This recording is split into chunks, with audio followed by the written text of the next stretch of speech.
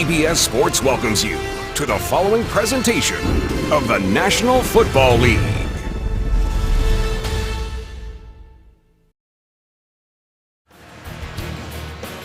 Pretty emotional day here at Nissan Stadium. That's former Titan Tim Shaw, who back in 2014 was diagnosed with ALS. His new book comes out today, and he signed it in the south end zone, and he led the Titans out onto the field. He's worked with special teams all this year. Mike Malarkey brought him in. It's such an emotional story. A great guy, and if you get a chance, get his book, because you will be invigorated for 2017. The Houston Texans have won the toss. They have deferred, which means that Nick Novak will kick off to the Tennessee Titans. And Mark Mariani, who took some hits last week, but is healthy and ready to go. Former All-Pro when he was a rookie with the Tennessee Titans. Well, Mike Malarkey has called this a playoff game. Bill O'Brien knows it's a footstep to a playoff game next week. But as he has talked about, he wants to finish on a high note and go in feeling positive next week as the postseason gets underway. One more game in the regular season and we are underway, and Mariani will return this one. And he breaks across the 20 before he is run out of bounds at the 22 by Brian Peters. All right, so Matt Castle, the 12-year pro, 34-year-old. Adam, he told us yesterday or 2 days ago that he feels like he's in his prime right now. I guess that's kind of the life of a backup quarterback, but I think he understands what the situation is here today, and as he put it in his words, priority number one is to go out there and get the win. I think everybody wants to do that. Take care of the football and make sure he can deal with the pressure of the Houston Texans front seven. Now, he probably won't run option like Marcus Mariota did over the last couple of years, but he said, hey, if I get to the edge, you never know, I might get there. Here's DeMarco Murray, who stopped immediately. No gain on the play. It'll be second down and 10. Let's take a look at that Titans offense. One of our favorites, Taylor Lewan, elected to the Pro Bowl this year. He started all 16 games. In fact, he, Ben Jones, and Jack Conklin have started all 16 games for this offensive line. How about the year Rashard Matthews has had? He said he came here because there was a lot of potential with this Titans team. And once Andre Johnson left the program, Rashard Matthews turned into the focal point of this receiving corps. Delaney Walker in motion behind the line of scrimmage on second down and 11. It was a loss of 1 for Murray, who runs it again. And Murray is nailed at the 25 by Quentin Demps. Speaking of the Texans defense, let's take a look at their defensive line. Vince Wilfork, he's been the veteran. We may not see him the entire game depending on how this game goes, but he will start to begin things. From a linebacking standpoint, well, talk about losing guys. They do have Benardrick McKinney, who's had such a fantastic year for Romeo Crennel. And A.J. Boye making his 7th consecutive start for the Texans. There's Romeo Crennel. You want to talk about a likable fella. He said he's never had a #1 defense in his career as a defensive coordinator in the National Football League. He has one right now. It's third down. Castle to throw, zips it to Delaney Walker, and Walker dives forward and then fumbles the football, but he'll be ruled down right at the first down marker. And it will be a first down for the Titans. I think that's the one thing that a difference between Castle and Mariota. You know, the arm strength is apparent when you turn on the tape. Mariota has an exceptionally strong arm, but Castle's game today is going to be more of a timing game. They're going to spread it out, make sure that he gets the ball on time, and make sure that he converts on third down. Rashard Matthews is split out to the far side. Derrick Henry in. He's as the fullback, and the handoff goes to Murray, and Murray goes right up the middle. It's a gain of 1. They second down and 9. Max Bulla makes the tackle. Well, we look at the Houston Texans and how successful they've been against the AFC South. They're 4-6 against the rest of the NFL. But that has won them the division, Adam, because the Titans are 1-4 against the AFC South. Yeah, that has been the difference. And, you know, the margin of error between victory and defeat is so small. And it always comes down to those handful of plays in any given game. And that's really what's kind of been the difference here between the Texans and the Titans this year. Douglas in motion to the near side on second down and long. Long snap count for Castle. The handoff goes to Murray, and Murray, who came in second in the AFC in rushing this year, gets up to the 39. Vince Wilfork was one of the first guys there for the Texans. So the Titans against the AFC South, so this is what we're talking about. They've been inconsistent. Their record is 5-2 against teams above 500, 3-5 at or below 500, and 1-4 you see at the bottom against the AFC South. It's remarkable. They've beaten a lot of playoff teams this year. Miami, Kansas City, Green Bay, Detroit, to name a few. And I think it was last week's game against Jacksonville, playing under an interim head coach, and they just came out flat, and I think that was more disappointing than anything for Mike Mularkey. Yeah, Mike Mularkey told us on Friday, he said, I'm not sure what happened. He said, we'll continue to talk about it, but we can't let that happen again, as Christian Covington swats that pass away from Matt Castle. It'll be 4th down.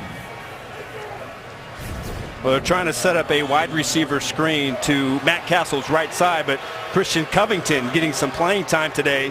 And just as he turns the corner on Josh Klein, gets his hands up, and the Houston Texans get off the field. You probably see the Texans offense being out there most of the day, but they are going to change up their defense as the day goes on, as Tyler Urban is back deep to receive.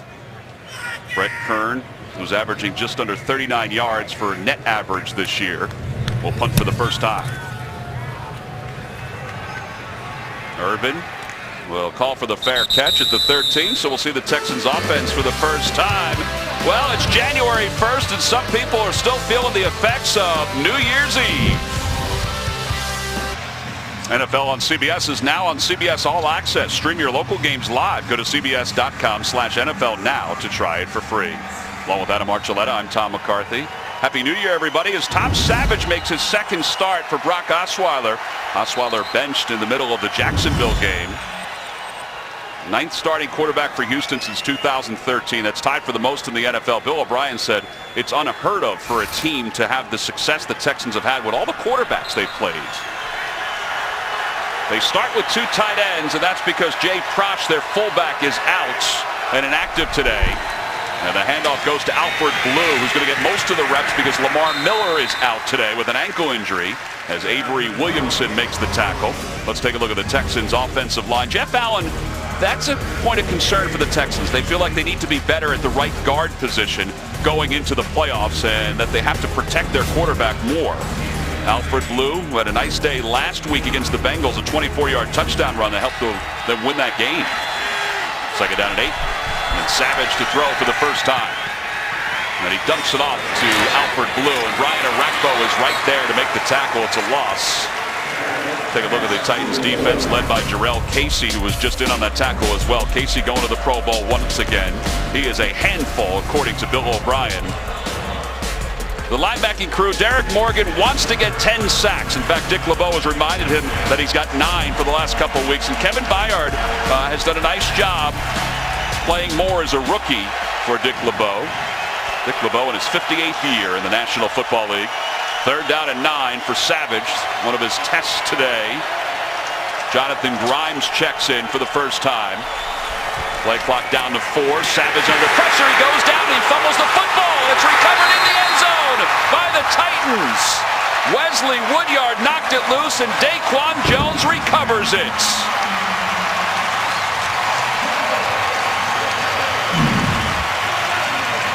Just another bust in protection. Free hitter off the edge. Sean Spence, nobody's going to come back and account for him blitzing off the slot. And when you go back and you watch the game last week, how many times Tom Savage was hit early in that game in the first quarter, sacked 4 times, 10 hits in that game. And managing pressure and getting the protection right has been an issue at times this year for the Houston Texans.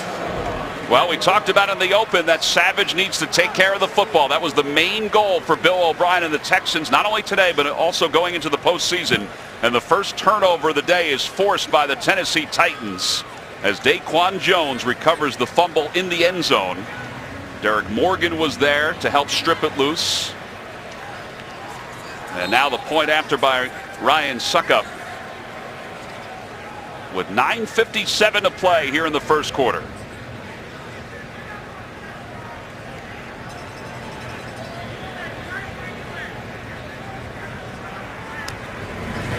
Suckup's point after is good, and the Titans jump out on top, 7-0. Daquan Jones finds a youngster in the stands and gives him the football he just recovered. Well, this is the start that the Titans had hoped for last week against the Jaguars, but they get off to a good note here as Daquan Jones recovers the fumble in the end zone to give the Titans a 7-0 lead. So now Ryan Suckup after the point after will kick it off. Urban and Akeem Hunt are back deep to receive. There's Urban.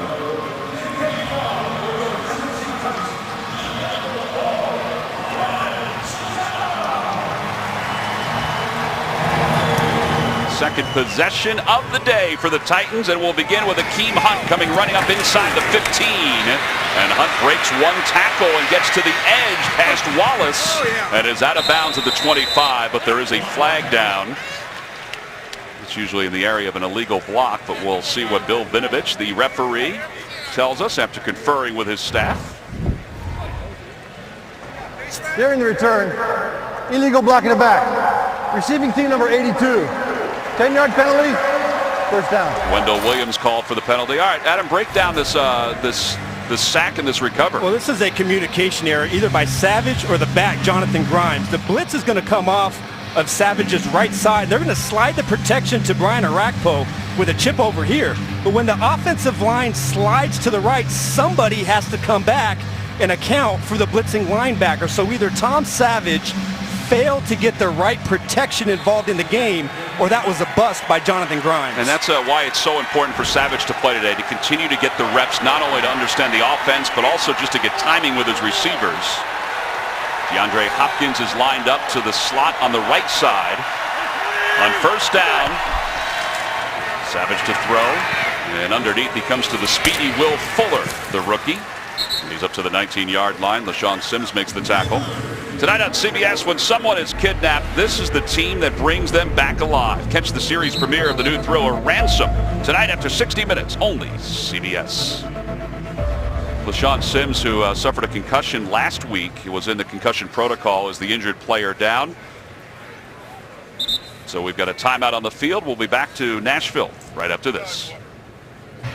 Well, they're taking a look at LaShawn Sims' left hand, so that's a good sign considering he was out with a concussion during last week's game. So here's the play on Will Fuller. I don't know if he got it caught on a spike or just jammed as he went down. But he immediately took the glove off. It'll be second down for the Texans. Second and 4, the handoff to Alfred Blue, tries to break a tackle, but he's knocked down at the 15. Let's go to JB and Boomer with an update in New York. All right, Patriots are focused. Tom Brady off to a good start, 6 of 6 on his first series. This 2-yard touchdown pass to Martellus Bennett. That's 26 touchdowns for Tom Brady thus far this season. They lead 7-0. They win. They secure the #1 seed in the AFC playoffs. Tom McCarthy, Adam Archuleta.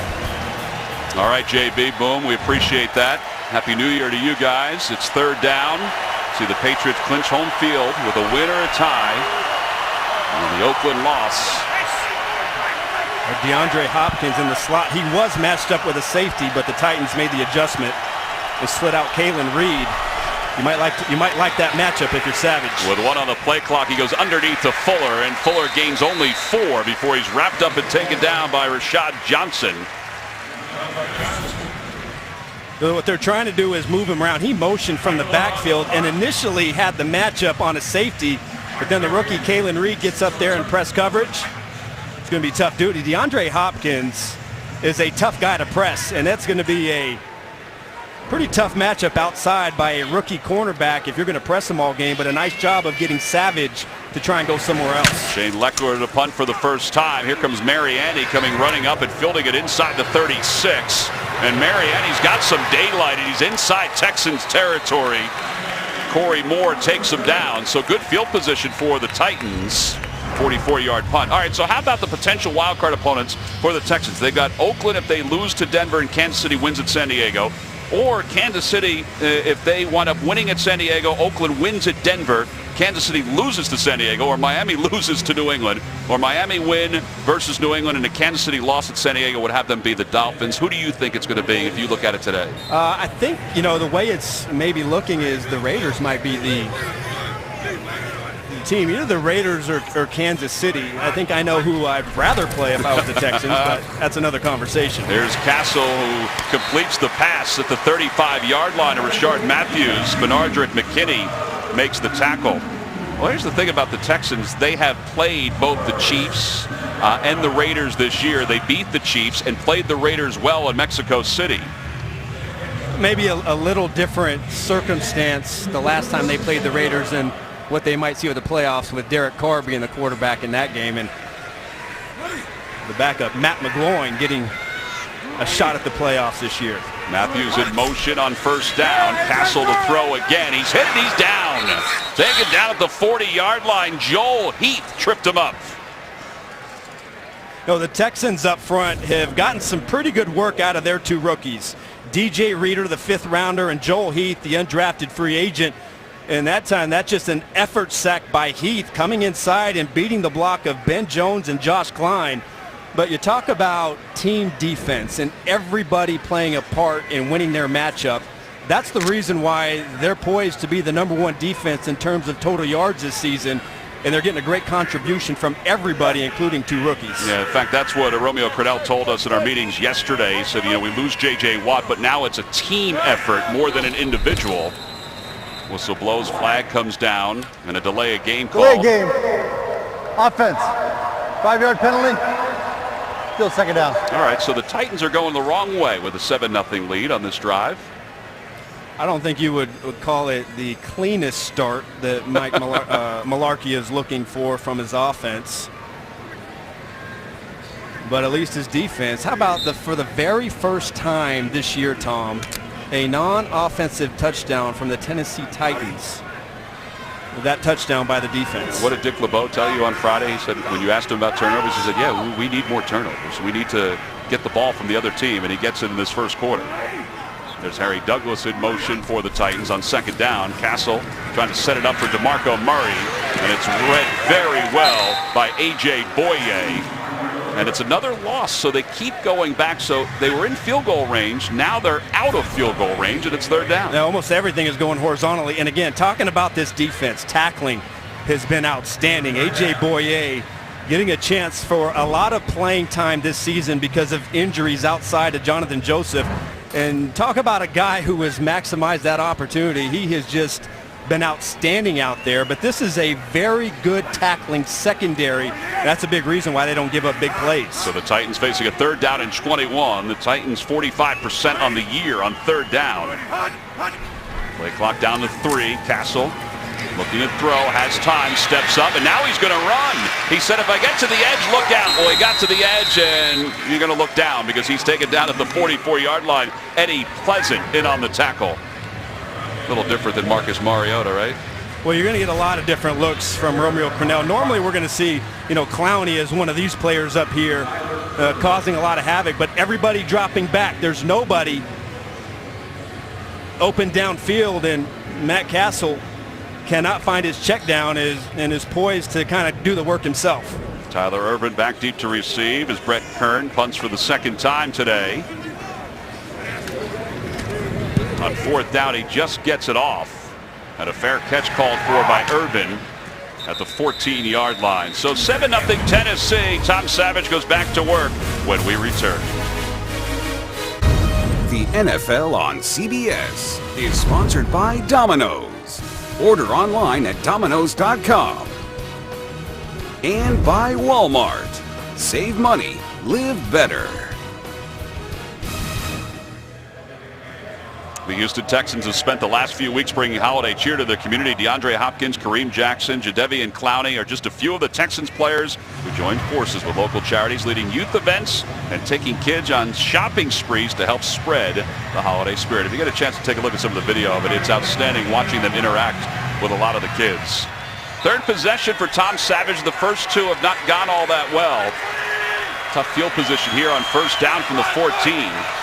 So the Titans are showing blitz. Wesley Woodyard is creeping up. Savage off the play fake, tries to elude Derek Morgan, and the pass is dumped off incomplete. Time for another update. Let's go to JB in New York. Tom, another weapon for Tom Brady. You know what? They're not fooling around in New England. I'm going to tell you right now, Michael Floyd, watch this. There are 5 Miami Dolphins. Make it 6. He goes in for the second touchdown of the day on the second drive of the day for the Patriot offense. Tom Brady has 27 touchdown passes on the year. They lead 14-0 over the Dolphins. Back to Tom McCarthy. Boy, they took a flyer on Michael Floyd, and he pays off right there. That's almost like the start they had against the New York Jets. On second down, the Texans run. It's a gain of about 3. Bayard makes the tackle. So Tom Savage making his second start. We met with him yesterday. He told us it was his first production meeting. He said he hopes it's not his last production meeting, but this offense has not really started out on a prime note so far today. No, well, he's going to have something to say about it if it is going to be his first or last meeting, with a great opportunity here to lead the Texans into the playoffs and try and get a win. But they're going to have to find a way to solve protection and at least give him a chance to get back there and throw from somewhat of a clean pocket. It'll be third down. It looks like he's checking the play. Play clock is down to 2. And Savage looking to throw. Lofts it to the middle for Fedorowicz, and it's incomplete. Davian Stafford in on the coverage. So 3 drives, no points for the Texans, but 7 points for the Titans. So not the best of starts, but let's remember, he didn't start all that well last week against the Bengals. And you know, Brock Osweiler, who lost the job during the Jaguars game, they said he's been very upbeat.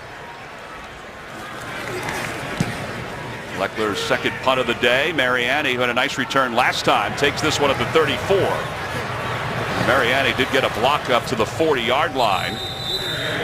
So we'll see the Titans with the football once again as we wind down the first quarter here in Nashville. Talking to Romeo Crennel yesterday, he reiterated that he's never had a #1 defense in the National Football League, even with everything he's had. He's without Jadeveon Clowney today, but how about the improvement of Clowney this year alone, Adam? It's pretty remarkable, especially when you consider the fact that he had to recover from microfracture surgery a season ago. But his play, not only rushing the passer, but in the run game, has been almost as disruptive as J.J. Watt. So if they can find a way to get both of those guys in the lineup with the way Clowney is playing, this defense to get nasty. DeMarco Murray gets a couple of yards. So Clowney getting more and more confident, and he is a horse on the field. He is. In one-on-one matchups have proven to be very difficult. Again, not only as a rusher, but he could rush inside, he could rush outside, he could bull you with power getting to the quarterback. But as Romeo Crennel told me before the game, you know, this year, being healthy, he's finally found a way to figure out the defense, and he's taken the coaching quite well. Yeah, he missed 15 of his first 22 games when he was selected out of the University of South Carolina. See what the Texans have done offensively per play today, and the Titans as well. It's second down. Castle looking to throw, pumps a couple of times, goes toward Matthews on the near side, and he overthrows him. Out of bounds. It'll be third down and 7. Kareem Jackson was in on the coverage. I think Tennessee's offense, and we've spoken so much about, you know, DeMarco Murray and Derrick Henry and Delaney Walker and Mariota. You know, they've made big strides this season throwing the ball down the field, but when your tight end is your best down the field threat, you know, it doesn't really complement a heavy run play action game. So I think it's, you kind of look at this thing, they need a big-time wide receiver that can threaten the defense down the field and dictate coverage as this offense takes the next step. Well, speaking of that tight end, that was Delaney Walker, who dropped the pass right between his numbers that would have been a first down, and the Titans will punt the ball away. Kind of continuing the trend of Titans on offense so far in this game, just coming out of sync. You know, Castle hasn't looked entirely comfortable in the pocket, you know, struggling with a few reads, and then, you know, one of his more reliable targets, the 2-time Pro Bowler, drops what could have been a first down. And you see there, it doesn't happen that often with this Titans team. They're tied with the Cowboys with the fewest in the National Football League. Irvin back deep to receive this punt. And he'll take it from the 12-yard line and is wrapped up at the 18 and eventually taken down at the 19-yard line. Wesley Woodyard in on the tackle. Tom Savage back to work when we get back to work. Well, the first 3 possessions for the Texans, -14, and then the fumble, which resulted in a touchdown, and then 2 punts. Their starting field position, 14, 13, 14, and now the 19-yard line. They haven't advanced the football past the 20-yard line on their first 3 possessions. It's been kind of all of the above. It started out with pressure and assignment errors, but then, you know, I thought Savage had a chance to hit some open receivers, but just missed it as well. Savage calling out the Mike linebacker with Jonathan Grimes in the backfield. The handoff goes to Grimes, and he runs up the middle, and he gets a couple up to the 22-yard line, a gain of 3. So Tom Savage, the starting quarterback in this game, facing Dick LeBeau, talking about the strategy of LeBeau against Savage continuing to mature as the Texans quarterback. Yeah, it should be a good test and a good primer for the playoffs, because this is a playoff caliber front seven that they're going up against. So Bill O'Brien has to decide, the balance between being aggressive and testing his quarterback, but also not getting anybody hurt. Well, here's the pass to DeAndre Hopkins, who was tied up, and it's incomplete. It went about 4 or 5 yards beyond him. So it'll be 3rd down and 7. LaShawn Sims in on the coverage. Well, it was good coverage by Sims. I think if you rewind the tape and take a look at what happened last week, Allen Robinson kind of had his way with his secondary. 9 catches for 147 yards. A lot of those were on Valentino Blake. That's probably a big reason why LaShawn Sims, who has come on and played some good football here at the end of the year, is getting a chance to start against the big-time wide receivers. Speaking of Blake, he's covered up on Hopkins toward the sideline. You see Hopkins in motion now on 3rd down and 7. Savage out of the shotgun, throws toward Hopkins, and Hopkins has got the 1st down. Valentino Blake was in on the coverage. So here's what happens when you move around Hopkins. Hopkins motions inside to a stack release, and that means Blake has to be get off in coverage. He was in press, but now it gives you a big cushion for Hopkins to be able to run his route, and all Savage needs to do is throw the ball on time, and you get a 1st down. Well, it's the first down of the game. We talked about DeAndre Hopkins getting in rhythm with Savage during the open. Here's Grimes running for the 2nd time on this drive, and he breaks a tackle getting up to the 32-yard line. As we wind down close to a minute to play here in the 1st quarter. Again, don't forget Lamar Miller is out. He's inactive today with an ankle injury. Bill O'Brien said, Miller's been running. They're trying to get him primed for next week's opening round of the playoffs. Bill O'Brien's team will play either Miami or Kansas City or Oakland. We've already shown you the Miami score. They were down 14-0 to the Patriots, so it's probably not going to be them. 2nd down and 9. 50 seconds to play here in the 1st quarter. Savage quick drop, and Fedorowicz, his tight end, has it, and as he spun down a yard shy of the 1st down, Valentino Blake makes the tackle, along with Sean Spence. Well, there's the timing aspect. As soon as he took the snap, he gets back there, the back foot hits, and the ball is out. And that's when you can take advantage of a little bit of separation from your tight ends and the wide receiver. And I thought going back to last week, that when they went to their kind of spread look and their up-tempo look, that's where Savage was at his best. But now they have to try and convert a 3rd and short without their starting fullback. Well, they're one of the best in the league, as they have an offensive lineman who is in the backfield with Grimes getting the handoff, and Grimes gets to the 40-yard line. And that'll be the end of the 1st quarter. So the Titans with a defensive stop and a strip and a recovery lead at 7-0. We'll return to Nashville after these messages. You're watching the NFL on CBS. I'm so glad.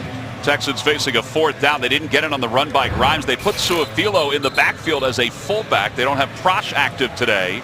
So it'll be 4th down and less than a yard. It looks like the Texans might be going for it here. Well, they've got the division wrapped up. Their thinking might be, let's roll the dice on 4th down, and Savage will keep it himself, and he dives forward. It looks like he's got a 1st down. Well, they have signaled 1st down, so they'll mark it at the 41-yard line. One thing about Savage, you can look at the numbers, 6'4", 230 pounds. When he came into the room yesterday, he is much bigger than I remembered when he was in college. Yeah, he's got good stature. Now all he has to do is get some reps and try and figure out how to hit open receivers. They talk about, his strong arm, and that's one thing that he's able to do is get the ball down the field, and something that this offense and this team has desperately missed in their offense this season. The more they could take advantage of Hopkins down the field and Will Fuller, who has 4.3 speed, then that'll give the offense the extra edge that they've been missing. All right, well, this is an issue here. Savage is being escorted off the field, and Brock Osweiler is coming on to run the offense on 1st down.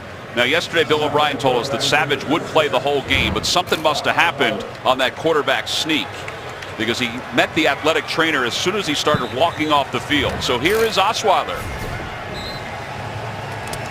Well, I guess this is the risk that this is what you risk when you kind of put your quarterback in that situation. I'm sure that is not what Bill O'Brien had in mind when he lined up to go for it on that quarterback sneak. Just inside the 41, the handoff goes to Grimes, running right. Not much there. He lost a yard as they spot him at the 40. Aaron Wallace came up to help make the tackle for the Titans. Daquan Jones as well. So there he is, and we can't assume a whole lot, but he did point toward his head as he was walking off the field. We'll try to get you an update as soon as we hear something. Looks like he's going through the concussion protocol as we speak. Second down at 11. Hopkins is stretched out to the far side. Ryan Griffin, one of the tight ends in the slot to the far side. And Osweiler looking to throw, and he goes underneath to Jonathan Grimes. And Grimes has a first down inside Titans territory. Well, this was kind of nonchalant from Tom Savage, and I think he was called away by the official. And so they must have buzzed from upstairs that something happened because the official pulled him aside. And there's Bill O'Brien, the anguish of a head coach. Ryan Griffin, tough pass. And he would have lost yards on that one. So it's second down. Derek Morgan was pressuring Brock Osweiler. You know, it kind of looked like at the end of that quarterback sneak, one of the linebackers came in from the next level and maybe went and hit him in the helmet, and maybe that's what happened or what they saw. But, you know, you said it was kind of nonchalant and kind of a nondescript play there on a quarterback sneak. But now you got Brock Osweiler, another opportunity to show that maybe he is the guy for the job. Osweiler, who signed to the free agent contract this past offseason, on second down and 10, looking to the near side for Hopkins, who's being held as he catches it out of bounds. It'll be incomplete. Bryce McCain is saying he was pushed.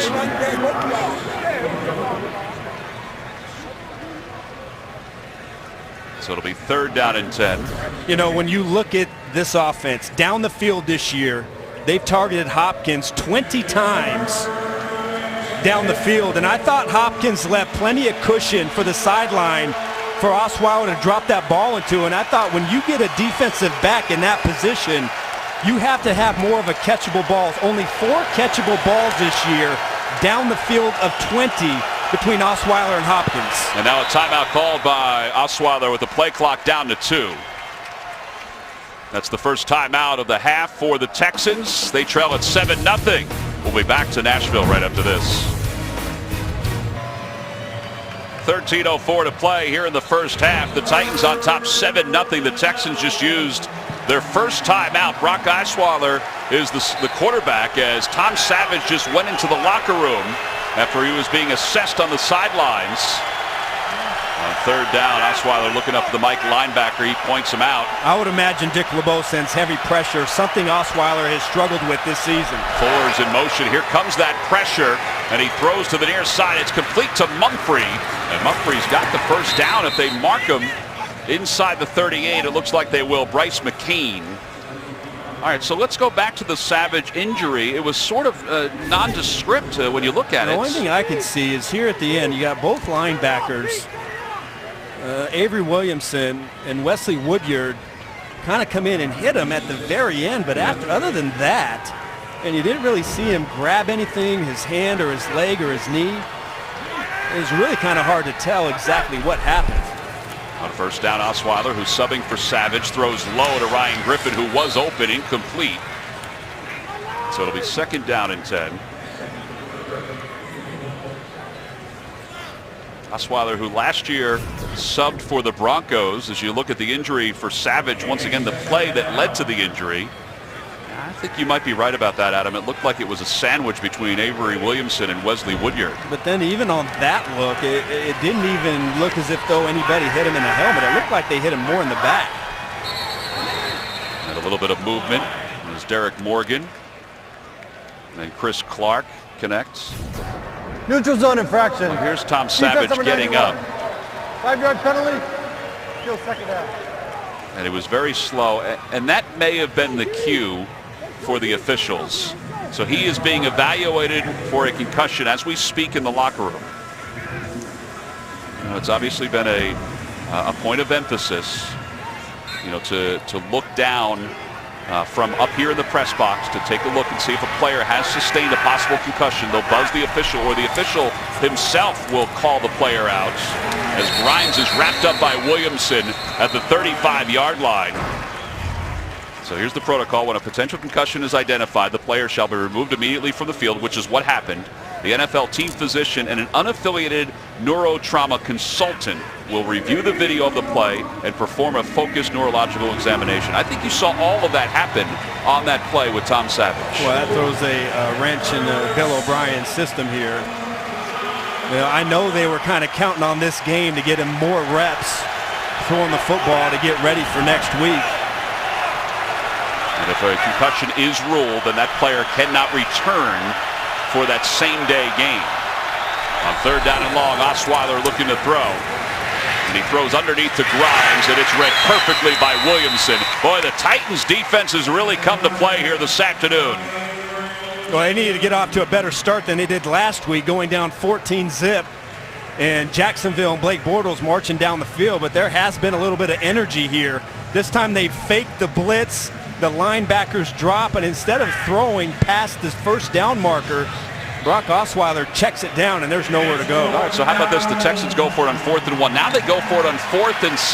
Yeah, I don't see any problem. Look, there's really nothing in this game to lose other than a key player because of injury. But I think you have to find a way for your offense to score points when you get in positive territory. That's Akeem Hunt who's in motion. He's in with Jonathan Grimes, and Osweiler is ripped down by Damian Stafford.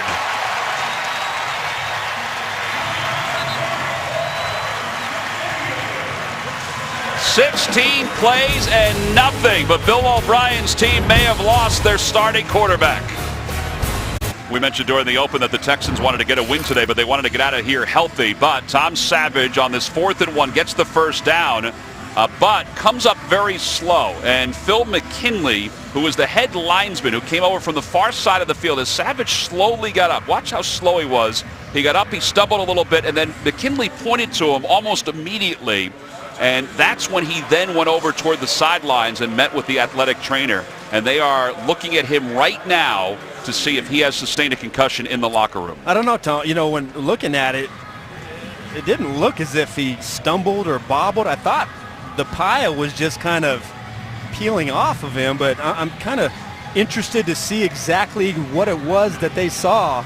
You see, right there, he wants to go back in, but then he sits down and they assess him, and then eventually goes into the locker room. Well, Bill O'Brien probably kicking himself for going for it on that 4th and 1 in his own territory. Yeah, so now first down for the Titans. Castle hands the ball off to DeMarco Murray, and Murray take it down from behind after a gain of 2. Christian Covington makes the tackle. Well, this changes things so much for the Texans. Obviously Osweiler has played a lot this year, but they were steadfast in moving forward with Tom Savage. So you hope that that he's okay and is healthy, not only to come back today, but then to play next week in the postseason. 2nd down and 8 as we head toward the 10-minute mark here in the first half. Castle off the play fake, quick toss to Rashard Matthews, and Matthews is tripped up by Kareem Jackson. And it'll be 3rd down. Boy, just another really good example. Again, talking about Houston's defense and the way they've been able to open field tackle. Kareem Jackson in a one-on-one situation coming up, and they have just been spot on, not only in their coverage, making the windows tight back there, but they've given up the least amount of big plays in the passing game in the National Football League this season, in big part because of how well they tackle. Well, Romeo Cornell, when we talked to him about that yesterday, said we've given up some big plays, but we've worked on our tackling as the season's gone on. 3rd down, Castle's throw is caught by Delaney Walker. That's a heck of a grab. Inside Texans territory in front of Eddie Pleasant. Delaney Walker is now in the top 3 in Titans history all time for yards for a tight end. You can see how frustrated is Eddie Pleasant. You know, he gets up, and he's got a lot of playing time as the dime linebacker here as of late in the second part of the season, but he was in perfect position. But when you're going up against a talented receiving tight end like that, you can be in great position. More times than not, Delaney Walker is going to come down with the ball. Mike Mularkey called Delaney Walker his greatest overachiever that he has coached. Here's Mariani on the reverse, and Walker there to block for him, and Mariani has got a first down and more. Inside the 35, out of bounds, close to the 32. Corey Moore makes the tackle. Gain of 15 yards for the Titans. Not just a receiver, but you're going to see a double block by Walker as they get Mariani on the reverse. But Delaney Walker coming behind the line of scrimmage gets a bump there. You're going to see him come up on Kareem Jackson, little stiff arm. And then another little bump on Quentin Demps. And Delaney Walker proving to be an all-around talent at tight end. Well, that was the longest play for either team in today's game, a gain of 15 yards. Here's Murray again on first down. Not a whole lot going for Murray today. Sunday, January 22nd, 18 people will go on the run from a team of expert hunters. CBS presents the real-life thriller Hunted, premiering Sunday, January 22nd, after the AFC Championship. Only CBS. It's an AFC Championship that Vince Wilfork has been to before with the New England Patriots and would like to get there again with the Texans. Again, the Texans are playing, at least for the moment, without their starting quarterback, Tom Savage, who's out with a concussion protocol. Tajay Sharp is lined up on the near side for the Titans. Murray's in the backfield. And on second down, Castle looks to his left, and it's deflected and intercepted by the Texans. Quentin Demps on the near side is out of bounds at the 42-yard line. So the Texans will take over off the tip, and the interception by Quentin Demps. It's his 6th interception of the year. And Matt Castle is wondering, how is there not pass interference here? We'll get back to that when we return to Nashville. The NFL on CBS is sponsored by Live by Night from Warner Brothers Pictures, in theaters January 13th. Geico, 15 minutes could save you 15% or more on car insurance. And by Verizon, join a better network because better matters. Well, there's been a lot going on at Lower Broadway over the last couple of days. Last night at Bicentennial Park, there was the Keith Urban concert. And here, boy, we probably got away with a pass interference against the Texans. I think so. They're looking for interference, but really, Harry Douglas in the slot was the open man. This is a misread by Castle. He's got a first down, but you can see clearly a case for pass interference by Boyer right there, but Quentin Demps has shown his ball hawking ability as one of the best tips and overthrows in the league this year. So we saw Tom Savage running out of the tunnel as Brock Osweiler converts to DeAndre Hopkins. Denarius Searcy in on the coverage. There's Savage. He was in the concussion protocol, and the way he's running out means he looks like he's probably past that concussion protocol. He's got a little hitch in his giddy up right there. I think he understands the opportunity that he has ahead of him as well, and so he wants to get out there and show that he in fact can be the quarterback here. Gain of 15 yards. It's first down for the 45. Osweiler from the gun, pumps a couple of times, throws underneath, and it's complete to Alfred Blue. Blue is taken down by McCain, so he's inside the 40 to the 39. Now, that time he was looking at his tight end, C.J. Fedorowicz, who slipped coming out of his break. And then he had to adjust and get it out to his check down receiver, Alfred Blue. And that's one place where Osweiler, I think, has struggled this year, is getting to his second and third reads. Here's Alfred Blue with a first down inside the 35. By the way, Adam, they've told us that Tom Savage has cleared the concussion protocol. So you wonder, do you put him back in? He's talking to Brandon Wheaton, who's inactive today, is the third quarterback for the Texans. Do you put him back in? I think so. I think they need to get him as many reps as possible. Now, they have to protect him. So that's up to part of the offensive line. I probably wouldn't call any more quarterback sneaks, but I think he has to get more reps and get ready for the playoffs against this defense. Alfred Blue down to the 30-yard line, a gain of 4. Kevin Byard in on the tackle for the Titans. Well, it was a tough decision for Bill O'Brien to pull the trigger initially. He said it's more instinctive than anything else. Yeah, I don't think he's going to put him in here in the middle of this drive, but certainly the next time Houston gets a possession, I wouldn't be surprised to see Savage the quarterback. This will be the 5th play of this drive. Osweiler looking to his left. It's deflected at the line of scrimmage. Jarrell Casey got his hand up. It'll be 3rd down. Hey, how about the year Jarrell Casey's had on the heels of last season for the Titans? You know, his sack numbers are down a little bit. Only 3 sacks this year. But I know in talking to Dick LeBeau, the defensive coordinator, he cares about sacks, but disrupting the quarterback is just as important. I think Jarrell Casey, even if he doesn't have the sacks, is always around the quarterback and making him do something that he doesn't want to do. Already the 8th opportunity to convert a 3rd down for the Texans today. Grimes on the handoff, and he is going to be stopped short of the 1st down. Derek Morgan was there to wrap him up first. So a gain of 4. It'll be 4th down. They're not going to go for it, although they've gone for it a couple of times today. Instead, they're going to attempt the field goal. Certainly an ultra-conservative play call. It looked like Bill O'Brien knowing the entire way that he just wanted to try and get points on this drive. With the Titans up 7-0, 4:40 to play and counting them here in the 1st half. Nick Novak needs one more field goal to establish his own personal high. He has made 16 straight. The Texans' record is 18 straight. This one has the distance, but it hits the uprights. No good. And Bill O'Brien is shaking his head thinking this might be one of those first halves.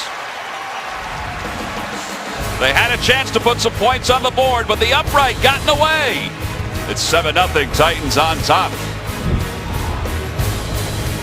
Into this ball game, Nick Novak had been 31 for 31 within 45 yards for the Texans this year. And look at this, boop, off the upright, no good. It's amazing how clean it had been for him. Something tells me, Tom, that's what your free throws look like when they hit the rim. Is that true? Or, off to the right. Is that how mine look? At this point in my life, that is, I'd be happy to get it up to the right side of the rim. Derrick Henry checks in for the 2nd time today. Castle to throw. Has a little bit of time. Pocket collapses. Running away. Throws on the run. Incomplete. First 4 possessions offensively for Tennessee. 3 punts and the interception. But they have their points because of the strip of Tom Savage in the 1st quarter that led to a fumble recovery in the end zone. They just, their bread and butter, the run game just hasn't been there. Only 33 yards so far rushing in this game, 2.7 yards per carry. I think the Houston Texans showing why in the back half of the season they've been the best run defense in the NFL. The pitch goes to Henry. And Henry gets across the 40 to the 42-yard line. A gain of nearly 7. A.J. Boye makes the tackle. Mike Mularkey told us on Friday it would still be 2-1 carries for Murray compared to Henry, even though there are a lot of people that are clamoring for Henry to get some more. And Murray said the other day, he said, listen, he is a Ferrari. There's no question about it. But I've got some miles on me, but I'm still a Ferrari as well. I think when you go back and you look at his big year with the Dallas Cowboys, where Murray went for 1845, he had 100 more carries that season than he had this season, which is pretty amazing when you think about he had that many attempts in 1 year with the Cowboys. 3rd down and 3. Castle to throw. Throws to the right. Overthrows Matthews. Incomplete. It'll be 4th down. Bernardrick McKinney felt like he was being held by Taylor Lewan. And the Titans will punt. Tyler Urban back deep to receive. I think Matt Castle would have liked to have a little bit of a cleaner start to his day today. The accuracy part of his game just quite hasn't been there like I think he'd have hoped. On 4th down and 3, Kern will let it fly. And Irvin says just stay away as it bounces out of bounds. And we'll see where they mark it, and we'll see where the Texans will begin again, and whether it's Tom Savage or Brock Osweiler. We'll find out when we return. Well, it poured here yesterday in Nashville, a little bit of rain now. Tom Savage has been cleared from the concussion protocols we mentioned before, but Brock Osweiler will continue as the quarterback for the Texans. Osweiler 5 of 9 for 44 yards. Savage 5 completions for 25 yards. Grimes once again is in the backfield for the Texans. On first down from the 10. Osweiler under pressure, and he's taken down right at the goal line. Jarrell Casey came sliding in and took him down. They'll mark him close to the 1. 2:57 to play here in the first half. We've got a timeout on the field. We talked about the Titans defense coming to play. They certainly have. Well, it's certainly a predicament for the Texans on second down and 18. The ball at the 2. Osweiler will go from his end zone. Will Fuller is by himself to the far side. Osweiler looking that way for Fuller, and he can't get it. It's incomplete. So why are they back at the 2? Well, it's because of Jarrell Casey. Well, you know, and this can't happen. You have 3 blockers here to take care of 2 rushers. I mean, simple math says that the Texans have to be able to pick that up. And you see both the left tackle and the left guard whiff. Jonathan Grimes doesn't pick up anybody. And when you talk about the protection problems of the Texans, that's where it starts, because the scheme is there, and you can see Osweiler has no chance to throw that football. So now a third down for Osweiler, third down at 18. Play clock is down to 3. He's got to call a timeout.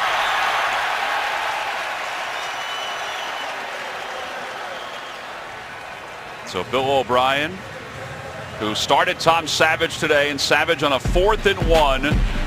Got the first down, but then was asked to leave the game to go under concussion protocol.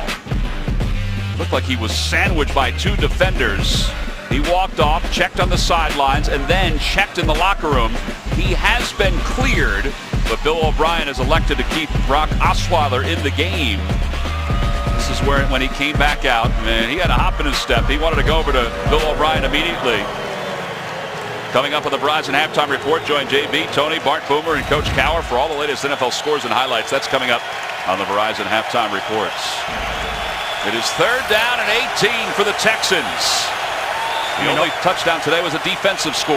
All you really have right here is some sort of a screen. Get the ball out of your hands. And Osweiler dumps it off to Ryan Griffin, his tight end. But again, it's read perfectly by the Titans defense. Sean Spence, who had the strip sack earlier that led to the touchdown, is in on coverage. I think going back to that last sack, I think we do have to mention that Dwayne Brown is not in the game. So that was the backup, Kendall Lamb, over there with Xavier Suafilo, the left guard. I can't imagine Dwayne Brown would make that kind of mistake, but when you have different players playing more reps in this type of a game, those things are going to happen. But I don't think, you know, Bill O'Brien can afford his quarterbacks to take shots. He already has Tom Savage sitting on the sideline opting for safety rather than getting him reps in this game. But the Houston quarterback's under attack. Well, they are readjusting the game clock to 2 minutes and 43 seconds. We haven't heard from Bill Vinovich that often today. Shane Leckler is on the edge of the back of the end zone to punt this ball away. The veteran, 17th year in the National Football League. And Mark Mariani is just inside midfield. Boy, this is a beautiful punt, but Mariani is going to be able to return it. Inside the 45, hurdles inside the 40, and then is eventually taken down by Akeem Hunt. Tonight, a 60 Minutes investigation. There are beautiful islands where you can vacation or buy a passport. That's right, passports and citizenship for sale. Tonight, only CBS. 49-yard punt, 16-yard return. Mariani's had a pretty good day. Bill O'Brien said the objective was to win the game, but to get everybody out healthy. Yeah, I think quickly now it's going into Get everybody out healthy. Let's get this game over with now and just count on practice to get us ready to play next week. Derrick Henry in the backfield. That's Fasano in motion. And a handoff to Henry. And Henry gets back to the line of scrimmage. Andre Howe and Akeem Dent in on the coverage. It'll be 2nd down and 10 as we wind down toward the 2-minute warning. And Matt Castle already walking over to the sidelines, is content to take the clock down to the 2-minute warning here in Nashville. Well, Brock Osweiler wasn't sure when he would get another chance to play, and he's gotten a chance here in this first half. So it is the 2-minute warning. Bill O'Brien pointing to Tom Savage, out with a concussion, but back after being cleared. It looks like he's going to go back in. Up on the Verizon Halftime Report, join JB, Tony, Bart, Boomer, and Coach Cowher for all the latest NFL scores and highlights. That's coming up on the Verizon Halftime Report. I'm sure they'll talk about what we've been talking about. Tom Savage out earlier going into concussion protocol. We saw Bill O'Brien signal that he was going to go back in on the next possession for the Texans. Delaney Walker is wrapped up immediately and taken down by Brennan Scarlett. And a timeout is called after a loss on the play. Timeout called by the Texans. And it'll be 3rd down. Well, I tell you what, that's some play by Sure Scarlett. was. I mean, the way he came, he recognized that play and ran down the line of scrimmage to make a tackle. The Texans defense, a lot of backups in there right now, but they're playing fired up and have completely shut down Tennessee's offense. Week 17 continues later today on CBS and Fox, then tonight with Sunday Night Football on NBC. Packers and the Lions, winner take all for the NFC North. Well, Romeo Crennel knew that he would be without Brian Cushing today, knew he'd be without Jadeveon Clowney today. John Simon is inactive today. Jonathan Joseph is inactive today. And he said, well, we'll line up, get some other guys some work, but he has played a lot of guys this year. He's had 14 different defensive lineups. Yeah, and that's kind of what he does. He has a lot of different packages depending on what your personnel groupings are and how he wants to match up. And so, you know, they fully expect the guys on defense that even if you're not a starter, if you go in there and you don't know your assignments, well, then forget about it. You're not going to play for Romeo Crennel. So it's kind of a good credit to not only the staff, but the players, the role players and the starters of going in there and doing a pretty good job. They're down in 12. Derrick Henry is in the backfield. You see the Titans have a bunch formation, and it looks like Harry Douglas may have jumped. They haven't called many penalties today, but they had to call that one. I think your boy Taylor Lewan jumped as well. Ball start. Offense number 83. 5-yard penalty. Still 3rd down. Well, Harry Douglas had a lot of targets last week when Matt Castle came in for Marcus Mariota. So that'll move the football back inside the 43-yard line. But they've had a couple of drives where they could have settled for 3, but Mike Mularkey's watched penalties and sacks push them back. Yeah, I wouldn't say this is, you know, it's a Week 17 game where everybody's going home tomorrow, but I know he wants his offense to play better than they have to start this one. Pass over to Rashard Matthews inside the 20-yard line. His defender, Corey Moore, fell down, and that left things wide open for Matthews. A 25-yard gain as he inches closer to 900 yards on the year. Corey Moore was in pretty good shape right there position-wise, and he just stumbled coming out of his break. Corey Moore, who has started the last 4 games of the season, has played pretty well, but missed it right there. Castle finds Matthews again, this time to the 10-yard line. That one was in front of Robert Nelson, the second-year pro out of Arizona State. What are they teaching at Arizona State, Adam? Depends what version of the Sun Devils you're talking about. The old guard or the new one. We head toward minutes of play, toward the end zone, incomplete. They overthrow Matthews. Rashard Matthews making a couple of big grabs on this drive to keep it alive. They're going to isolate the safety. He makes that little subtle move to the corner, and I think Corey Moore, biting on the outside move, put his feet out of position, and he couldn't come out of the break fast enough. And then Castle with probably his best throw of the day. For Matthews, he has 8 targets, 4 receptions today for 44 yards. His 875 yards are a career high. Derrick Henry is out. DeMarco Murray is in the backfield. On 3rd down. And Castle dancing around, just throws it away, and the flag comes in the end zone. I think that ball just slipped out of Matt Castle's hands. I thought A.J. Boyer and Rashard Matthews got tangled up in the end zone. To Castle's left. Prior to the pass, holding. Defense number 32. 5-yard penalty, automatic first down. So it's Robert Nelson who's called for the holding penalty. So an automatic first down. You had two offenders on that one, Robert Nelson, but also on the other side of the field, A.J. Boyer and Rashard Matthews. But you see Matt Castle starting to come alive a little bit in this drive. I thought he came alive in his second possession against the Jaguars last week, where he got into a little bit more of a rhythm. As the clock winds to 57 seconds to play here in the first half. Two receivers to the near side, including Matthews and Harry Douglas. Play clock is down to 5. And Castle gets it off, looks left, throws left, has Matthews, and Matthews is stopped at the 2. It'll be second and goal from the 2. Max Bullough was the first one there. A.J. Boyer was there as well as the clock continues to run. Castle says, give me the play. 42 seconds to play. You know, one reason why Tennessee has been so good in the red zone this year, much different than Houston, is because of Mariota and what he forces defenses to do in order to account for him in the quarterback run game. Now, I don't think Tennessee quite has that option. Back in the end zone, Rashard Matthews is wide open for a touchdown. 13-0 Tennessee.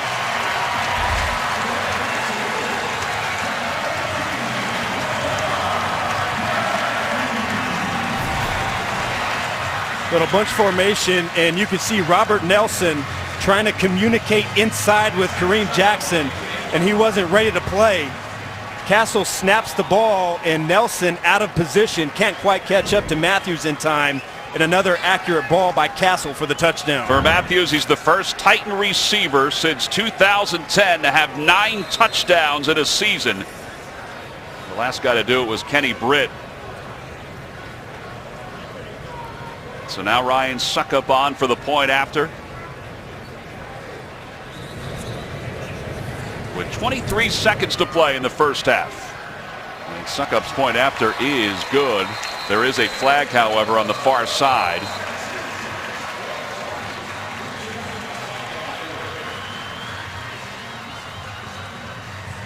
That's the head linesman Phil McKinley who threw the flag. Illegal formation. Offense. Number 96 was not on the line of scrimmage. 5-yard penalty. Retry. Well, Mike Mularkey's team will now have a tougher extra point attempt. Al Woods was called for the penalty.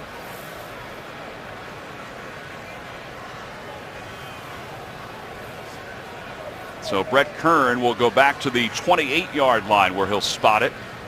It'll be a 38-yard field goal, or excuse me, point after attempt.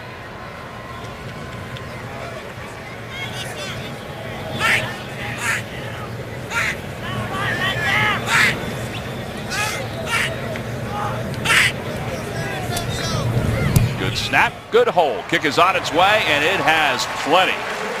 And it makes it 14-0 in favor of the Titans.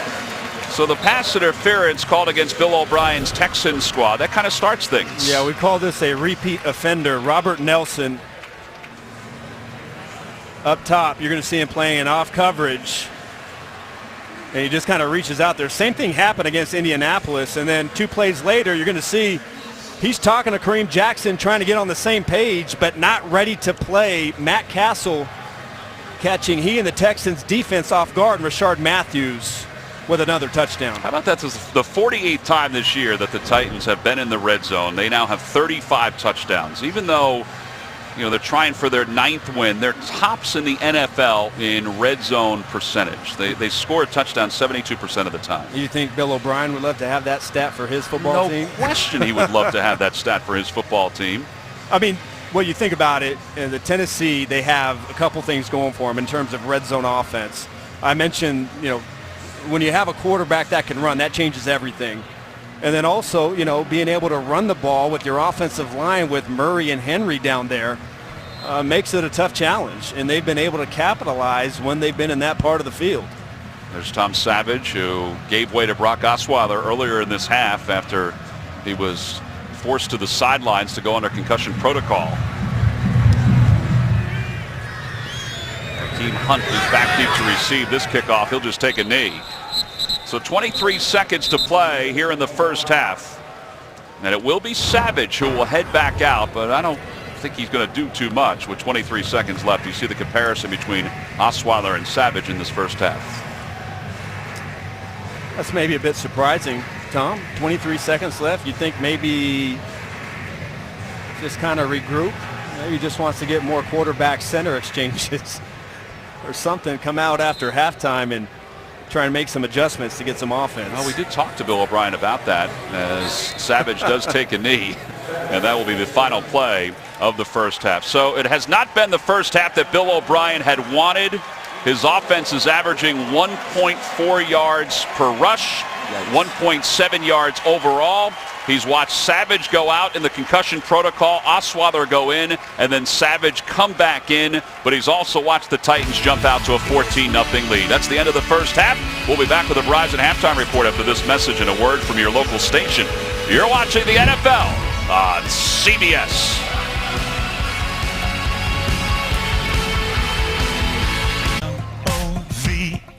I love it, yeah, I love it when you get that beat. Boots on, stomp your feet. It's like you've been waiting all week to move. Luke Bryan takes us back to Nashville, Tennessee, where the Titans lead the Texans 14-0 here at halftime. Not a whole lot of offense, 154 yards of total offense, but let's take a look at our winning play of the first half presented by H&R Block. And this is Sean Spence ripping the ball away with a little twist on Tom Savage, then Daquan Jones falling on top of it. That gave the Titans a 7-0 lead in the first quarter. All right, so we mentioned there's not a whole lot of offense going on here, but big storyline is Tom Savage left to go through concussion protocol.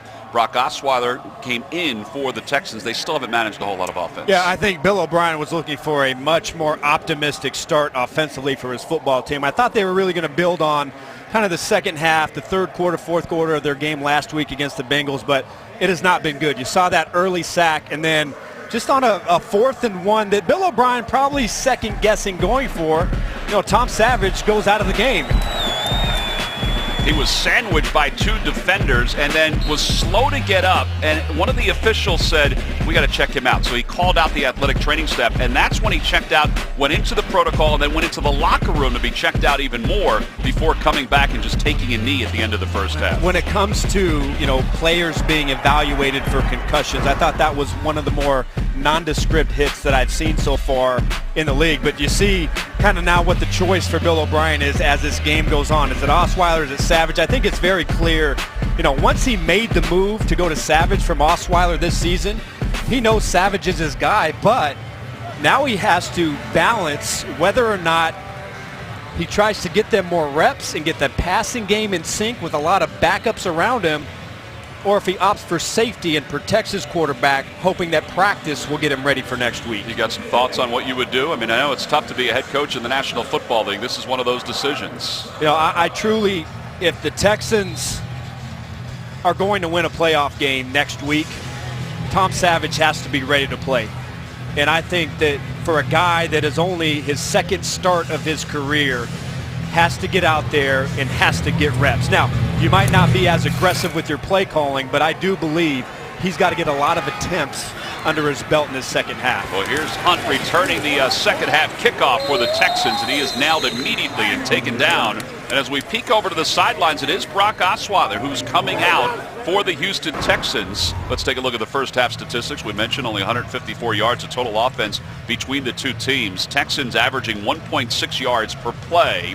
And time of possession is pretty close. Each team with a turnover. The turnover that the Titans forced was obviously a big one because it led to one of its 2 scores. So Osweiler will lead the way. We peek over to the sidelines, and we don't see Tom Savage right now as Osweiler throws to Fedorowicz, and it's incomplete. Fedorowicz had not come out of his break, and the ball went off his hands. It'll be second down and 10. It's the second straight game that the Texans have had 0 points in the first half. Now, last week they came back and won at 12-10. Now, 18 points per game, not very often is going to cut it. When you think about over the last 3 games of the season, only 1 offensive touchdown per game. They've got to find a way to score points. Here's Alfred Blue, who ran mostly in the first quarter of the first half. Taken down by Daquan Jones. It'll be third down. I guess I'm maybe a little surprised. I thought maybe Alfred Blue was done for the day because Jonathan Grimes seemed to get most of the action there, at least in the latter part of the first quarter and in the second quarter. But you see Jonathan Grimes in right now. He is their third down back. Grimes 6 carries, 4 yards, but he's also a receiver out of the backfields. DeAndre Hopkins on the near side, and Osweiler's looking that way, and he does get him out of his break, and he's got a first down along the near sideline. LaShawn Sims in on the coverage for the Titans. This is what he does so well in combat, and I think the last time Tennessee played Houston in Houston, both Jason McCourty and Parrish Cox had excellent days, both getting interceptions on passes going to DeAndre Hopkins, but that's another place where Osweiler has struggled, throwing a lot of interceptions and forcing it to Hopkins. A little hurry-up offense. A flag comes in as Grimes is able to take it up to the 39-yard line before Byard takes him down. Here's Bill Vinovich.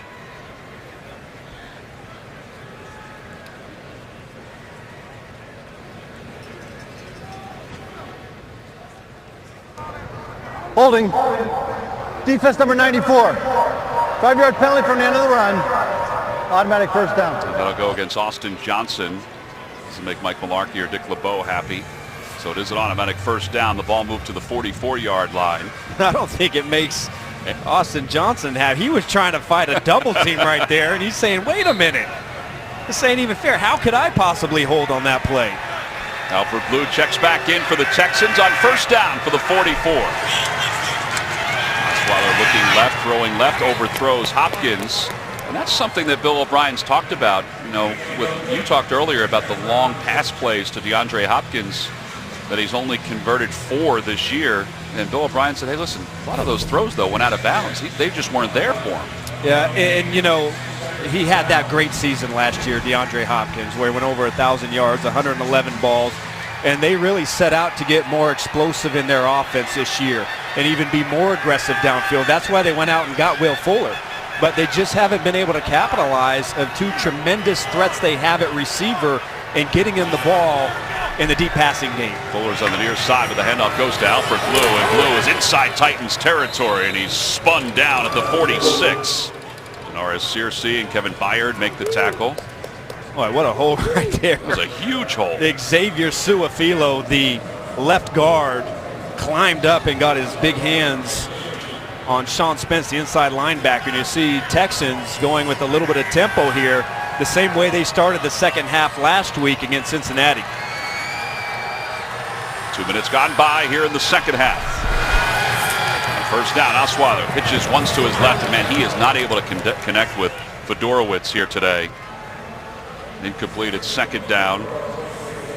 Jarrell Casey was in the backfield, pressuring Osweiler. And the tight ends have had tremendous years, both of them, C.J. Fedorowicz and Ryan Griffin, both having career years at 110, and the tight ends combining for over 100 catches and 1,000 yards this year, kind of taking some receptions away from Hopkins and Fuller, but have not been able to get on the same page here in week 17. Yeah, they love the fact that Ryan Griffin has improved so much as a blocker as well. And here is DeAndre Hopkins, and Hopkins inside the 20-yard line.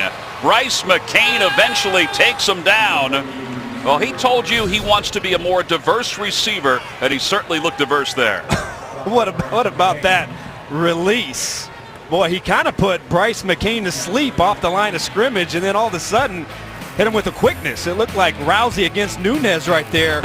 And you have seen with that little flurry of foot speed. 40 receptions for 477 yards in his last 9 games. Hopkins 4 catches for 58 yards here today. Osweiler again to the right. Pass is complete. He's got Fuller, and Fuller breaks a tackle and has a first down before Derek Morgan takes him down from behind. Will Fuller, who changed the game the last time these two teams faced each other. You like this tempo right now that the Texans are going with? It seems to be working. I think when Osweiler can hit his first read and it's open and it's clearly defined, that's when he's at his best. Where he struggles is if you put pressure on him and then you force him to try and find somebody else. That's where he's had his biggest trouble this year, this offense. Right now, at least in this half, Tennessee has not been able to get to him and force him to make a mistake. 10th play of the drive, and Alfred Blue running inside the 5-yard line. It'll be marked down at the 4. It'll be 2nd and goal. Hopkins and Osweiler having a quick conversation as they go back toward the line of scrimmage. And they huddle up.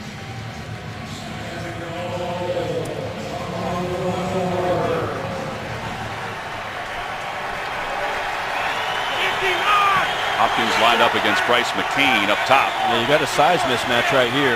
They haven't been able to connect and jump balls very often this year, but I think you at least have to try it. Osweiler's looking to the left, and he fires to the left, and he tried to get it to Fedorowicz, but it was broken up by Searcy.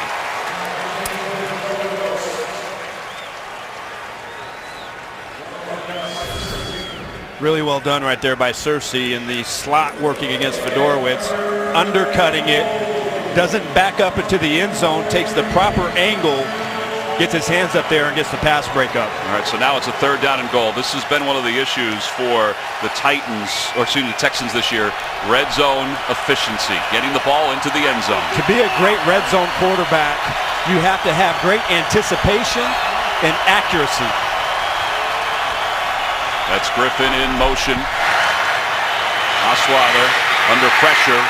Rolls away, still under pressure, looking, throwing, incomplete, nearly intercepted. Valentino Blake was in on the coverage of Mumphrey.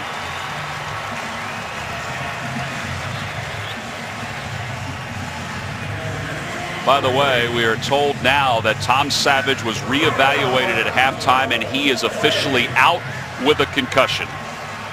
Well, that explains. I was pretty sure that if he was healthy and available, he'd be the one to start this game. That last play with a perfect example of a quarterback needing anticipation.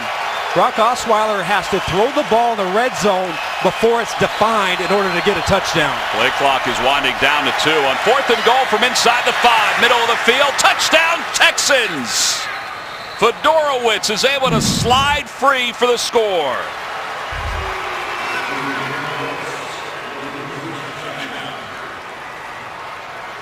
See Brock Osweiler going to his 2nd read on that play. He had protection, and Fedorowicz using his body to block out the inside linebacker. And good ball location from Osweiler. By the way, there's a late flag that came in at the end of that play, but it was right in the vicinity of where Fedorowicz was. After the play was over, unsportsmanlike conduct. Defense number 54. That penalty will be assessed on the kickoff. Ruling on the field, touchdown. Well, Avery Williamson is called for the unsportsmanlike penalty. Well, there's no doubt that Osweiler has the arm. You see Williams coming right there, swatting at the ball and kind of trying to rake it out. Boy, I don't know how that would be unnecessary roughness. I think that's calling it a little fine right there, if you ask me, Tom. The result is a 13-play, 81-yard drive. Osweiler now 10 of 20 for 98 yards. And I'll tell you what, the up-tempo style of offense certainly benefited the Texans there. The point after by Nick Novak is good, so it's a 1-touchdown game with 10:31 to play here in the 3rd quarter. Osweiler feeling pretty good about himself after that score. Back here in Nashville, Brock Osweiler just converted a touchdown pass to C.J. Fedorowicz. Why are we showing Shane Lechler there, Adam? Because he's a Houston Texans punter. It says right there, okay. Pete, right? Yep. And he's also, I believe, the emergency quarterback. Should have something happen to Brock Osweiler. So getting a little tutorial right there from Bill O'Brien during the break. By the way, the penalty will now allow the Texans to possibly onside kick. There is a flag down and a battle for the loose ball inside the 40 of Tennessee, and the Titans have recovered, and I believe the Texans may be offsides.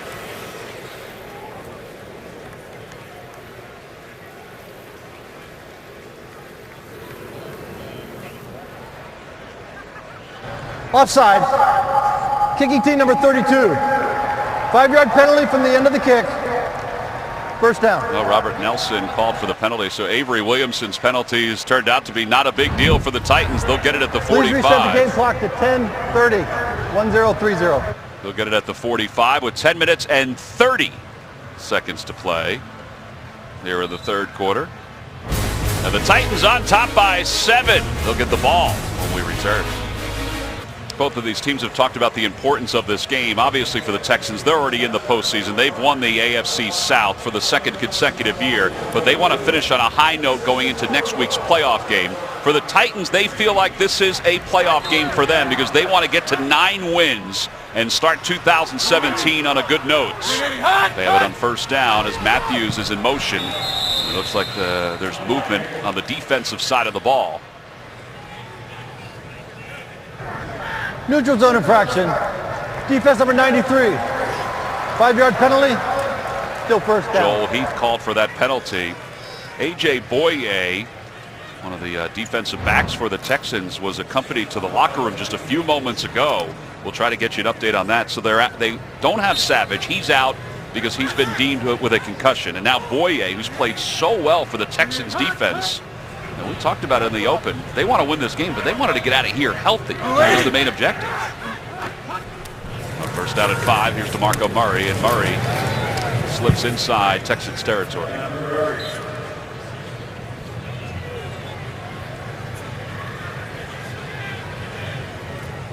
We are told that Boye is going in with a possible groin injury. So his afternoon is most likely done. You add that to the fact that Jonathan Joseph, who missed a couple games with some ribs and lung problems that he suffered against Green Bay, played last week, but trying to get him a little bit of rest for the playoffs as well. They're going to need everybody here at full force on defense. Second down and 3. Here's Derrick Henry, who's in for Murray, and he gets a couple of yards before Kareem Jackson takes him down, and Denzel Rice, who's in for A.J. Boye. Now, I'm a little surprised. You know, I know Mariota is not playing today, and that changes things. But I'm a little surprised that the Tennessee Titans have been so ineffective here running the football. Now, I know Houston has played really well here in the back half of the season in terms of their run defense, but I mean, there has absolutely been zero room for either DeMarco Murray or Derrick Henry to run the football. Yeah, they've averaged, the Texans defense, allowing 68 yards on the ground in the last 8 games and only 2 rushing touchdowns. Here's Derrick Henry, and he slips away from one defender. He's inside the 40-yard line. Well, there you go. A little daylight down to the 32. Let's check in with JB and Boomer in New York. Brady. Hey, Adam Archuleta, don't you have to disguise the blitz? Brady reads it, and how about what this shot? That's Michael Floyd on Tony Lippett of the Dolphins. The Patriots answer the Dolphins touchdown here in the second half. They still lead 27-14. What a shot by Michael Floyd. All right, Adam, you're up. Yeah, hey, Boomer, I don't have to disguise my blitz. You know I'm coming. All right? If you do your scouting report. Here's the pitch to Derrick Henry, and the sweep results in about a yard. Corey Moore takes him out of bounds. Obviously, the Texans are waiting to see if the Patriots beat the Dolphins. They're also waiting to see what happens in the Oakland game and the Kansas City game to see who their opponent is next week in the opening round. What Bill O'Brien told us yesterday, though, is listen, he goes, in my mind, do I have a team that I prefer to play? Probably. He said, but more importantly than anything else, it's a home game. And that was the key for us, is to get a home game in the postseason. Yeah, and he's got to get his team right. I mean, really, that's what it boils down to. It doesn't matter who he plays, you know, offensively, and now questions at quarterback with Savage and his health. That's his main priority and his focus. Here's Derrick Henry, who gets down to the 30 before Christian Covington takes him down. So here are the potential matchups for the Texans, either Oakland, Kansas City, or Miami. Of course, Kansas City has to take on San Diego later on. Oakland has to take on Denver later on with so much swirling around the Broncos leading into this final game surrounding Gary Kubiak.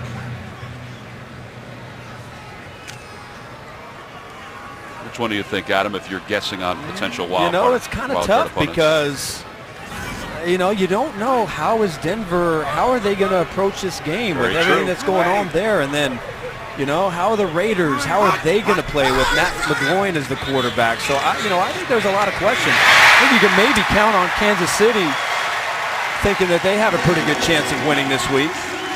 Delaney Walker with a first down reception, a gain of 15 yards. Really pretty an athletic and beautiful adjustment for Delaney Walker as he comes across the middle and just kind of reaches back. And it shows you just how good he's been. He went to his first Pro Bowl a season ago, probably was deserving to go there in seasons before that, but has just been a wonderful addition to this offense when he came here a few years ago. Philip Supernaw checks in as one of the tight ends for the Titans. He and Fasano are on the right side. Castle off the play fake. Just dumps it underneath to Derrick Henry. And Henry is down to the 11-yard line. Denzel Rice makes the tackle. By the way, if you've ever walked next to Derrick Henry, he is one of the largest running backs that you will ever see on a football field. It really doesn't really make sense, quite honestly, that he's out there and he's playing running back. You would have thought that I played with Terrell Suggs at Arizona State, and in high school he was a 240-pound running back running like a 4.6. They usually take those guys and put them on defense, but he's been able to stick with it, and I think it's safe to say he has a very bright future behind this offensive line. Well, look at him moving the pile inside the 5. He's down close to the 3-yard line. Robert Nelson makes the tackle eventually. It'll be 1st and goal for the Titans. Yeah, Ben Jones inside, the former Texan, Quentin Spain, the left guard. They're going to make the initial hold, but then it's just 250 pounds on that 6'3" frame with the vision. Just going to go ahead and run over the safety if you come in there and try and go low. The Titans have sent in Dennis Kelly as an eligible lineman. We've seen some of their linemen make receptions before. But to tell Lewan about his touchdown reception earlier this year. Offset I formation. Now the inverted wishbone off the play fake. Castle looking to throw in the back of the end zone. Incomplete. It was caught by one hand by Delaney Walker, but he was out of bounds. Yeah, just not enough room left on the field. And Matt Castle threw that about as fast as he could throw it. As soon as he made the play action fake, he kind of sits back there, throws the football, but not enough room. But again, Delaney Walker showing that great athletic ability as he almost comes down with a touchdown. By the way, they have Fasano now as the fullback. He's the one in motion with Henry in the backfield. We'll see if Henry gets it here on 2nd and goal. That's Fowler in motion, the fullback. Henry does get it, tries to the left, getting to the edge, and into the end zone. Touchdown, Titans. 5th rushing touchdown of the year for Derrick Henry.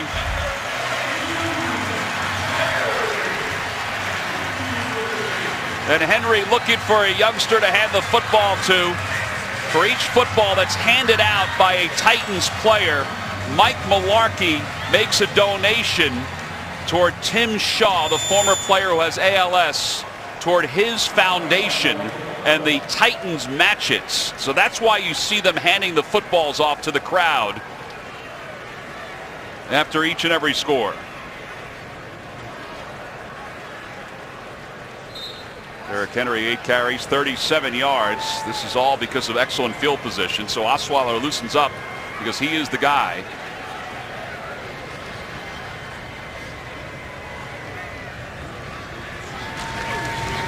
And the point after is good. And it's now 21-7. Tennessee is on top. 4:44 to play. Mike Mularkey said this was a playoff type game. Derrick Henry's buying in. Well, a little different look for both offenses in this second half. Both had sustained drives and both had scores, including Derrick Henry's touchdown run, his first touchdown run in 12 games. See, he's sitting next to DeMarco Murray. Murray's been a good influence on Derrick Henry. Titans will kick it off, and the Texans will get it back. And they'll begin this drive on the 25-yard line. So down 14, 4:44 to play. Let's see what the Texans have in store. The NFL on CBS is sponsored by Amazon Prime. Get free 2-day shipping on millions of items. And by Duracell. The ones you trust are always there. Thought your fantasy season was over? It's not. Sign up free and learn more at NFL.com/playoff challenge.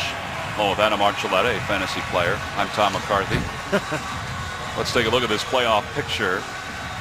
The Texans are in. They have solidified the 4 seed. Who will they play? Well, again, it depends on what happens in the Miami-New England game. New England's winning that one. Kansas City and the Oakland game to see who their first-round matchup will be next week. Down 14, Osweiler in for the injured Tom Savage, who's out with a concussion. Dumps it off to Alfred Blue. And Blue up to the 32. Just to kind of recap a little bit with Savage, he went down with a concussion in the first half, exited the game, went to the locker room, was brought back. We were told that he was cleared. He came in, took a knee at the end of the first half, was reevaluated at halftime, and they deemed him out the rest of the game with a concussion. So George Gottschalk's offense, the last drive, 76 yards. Their first half numbers just 57 yards. Off the play fake, Osweiler looking to throw, and he throws to DeAndre Hopkins, and Hopkins makes a sliding grab up to the 41. So first down. You know, one thing that when you watch last week in the second half, and also maybe the second half of this game, this has been largely a run on first and second down offense, you know, using the play action off of that, and they kind of switched philosophies a little bit.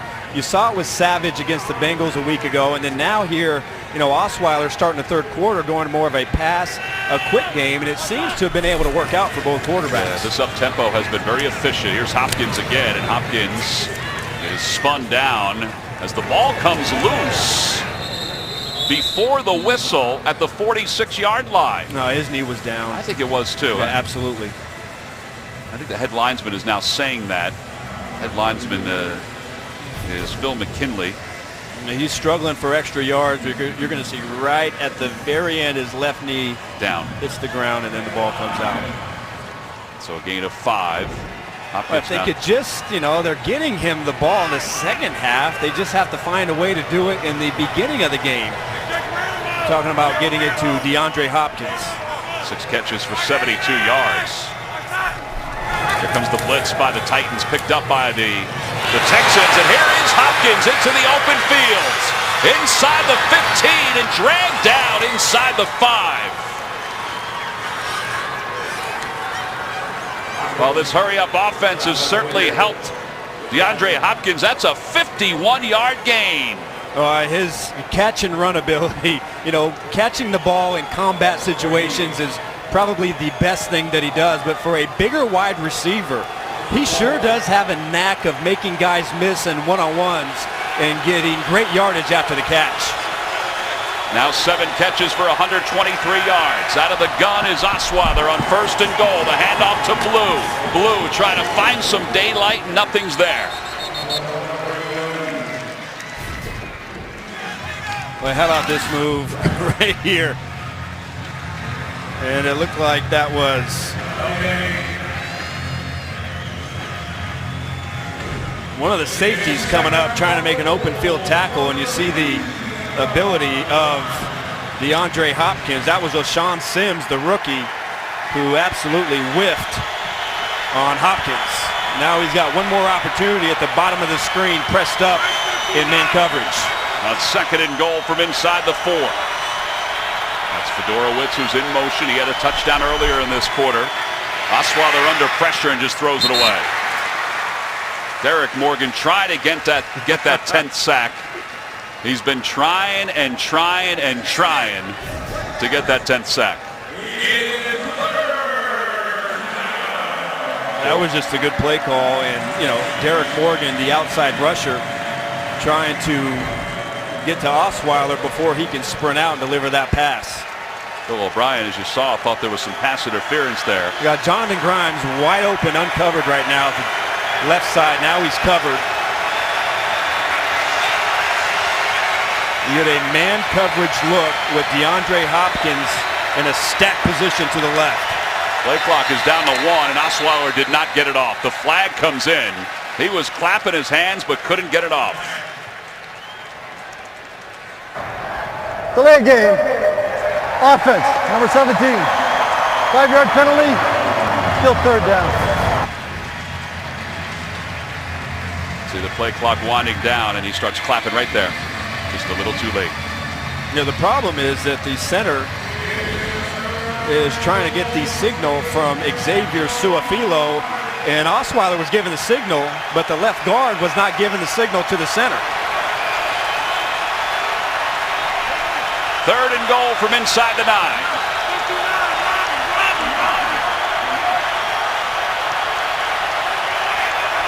Titans showing blitz from the near side. With the play clock down to 3, Osweiler has his pass deflected, incomplete. Brian Arakpo, I believe, got a hand on it. Jarrell Casey was there as well. Trying to set up a screen look, wide receiver screen to a blitz, all-out blitz, which is a good play call, but you didn't account for Brian Arakpo and that huge wingspan coming unblocked off of the corner. And there's really not a passing window for Osweiler to get the ball out to. So Dick LeBeau dialing up pressure in the tight red area and not allowing Houston to get in the end zone. Well, Nick Novak has missed a 45-yarder. This will be a 26-yard field goal attempt. The emergency quarterback Shane Leckler is the holder. This one was nearly blocked, but it is good. Well, DeAndre Hopkins certainly set up this field goal attempt. Good hands, good moves, and then after that, excellent speed. Brock Osweiler is quarterbacking today for the injured Tom Savage, who left with a concussion at the end of the first half. 14 of 26, 170 yards. He's led them to 10 second-half points. And it's now 21-10. Tennessee is on top. The Texans will kick it off. Novak will tee it up at the 35. Mark Mariani's had a pretty good day. He's back deep to receive for the Titans.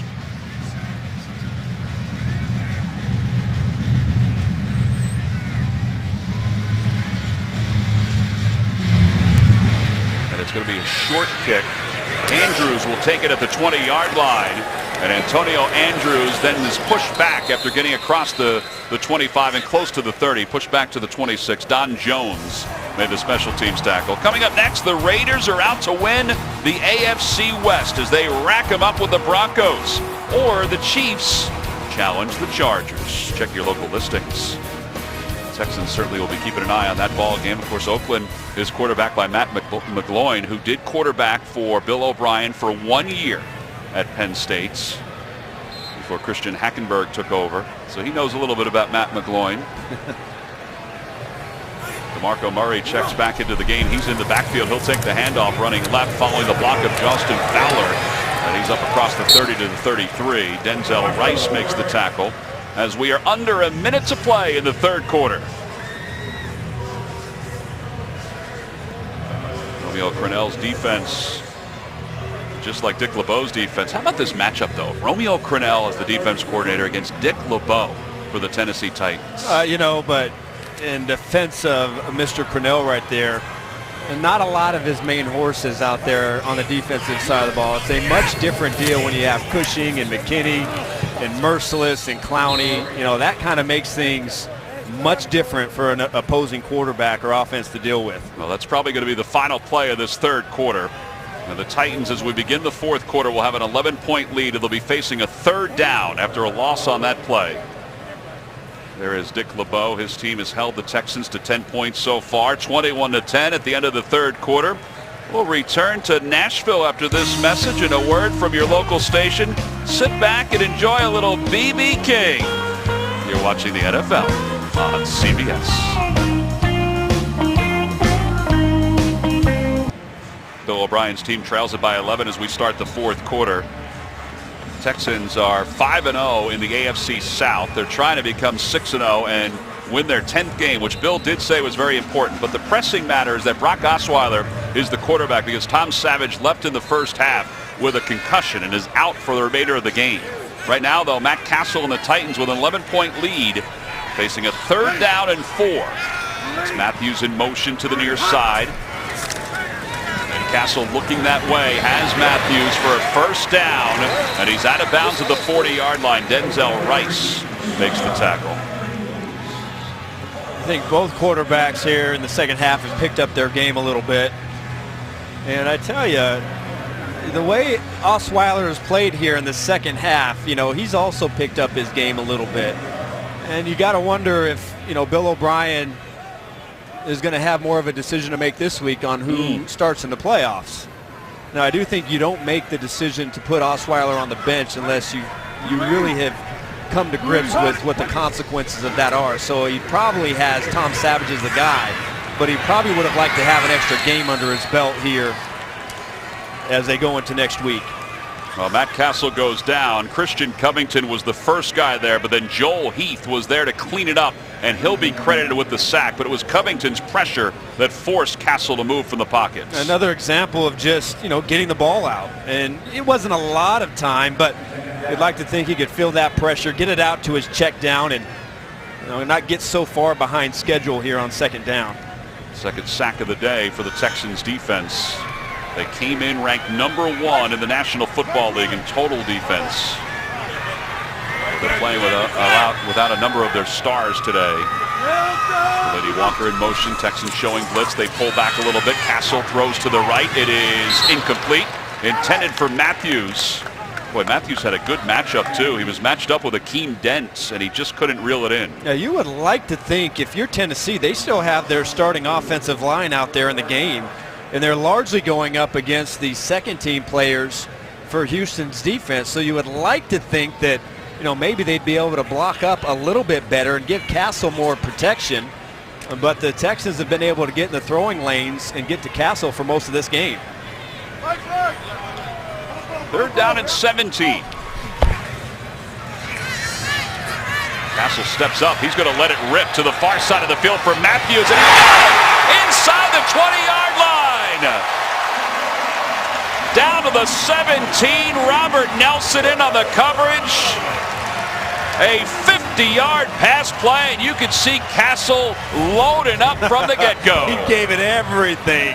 Robert Nelson in a extreme trail position tries to locate the football, but the ball to the outside shoulder, and a beautiful adjustment for Rashard Matthews. And Mike Mularkey keeps using the word trust in his wide receiving core, and that is the one guy who has emerged and developed as a trustworthy target for Mariota.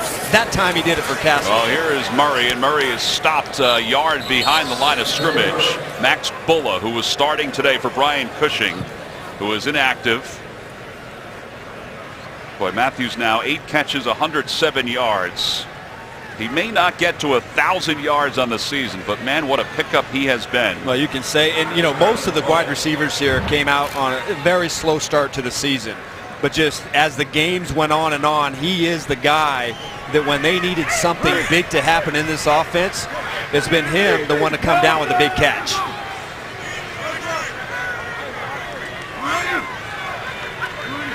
That's Fasano that was in motion. Castle looking to throw again. Throws left. Passes complete lefts.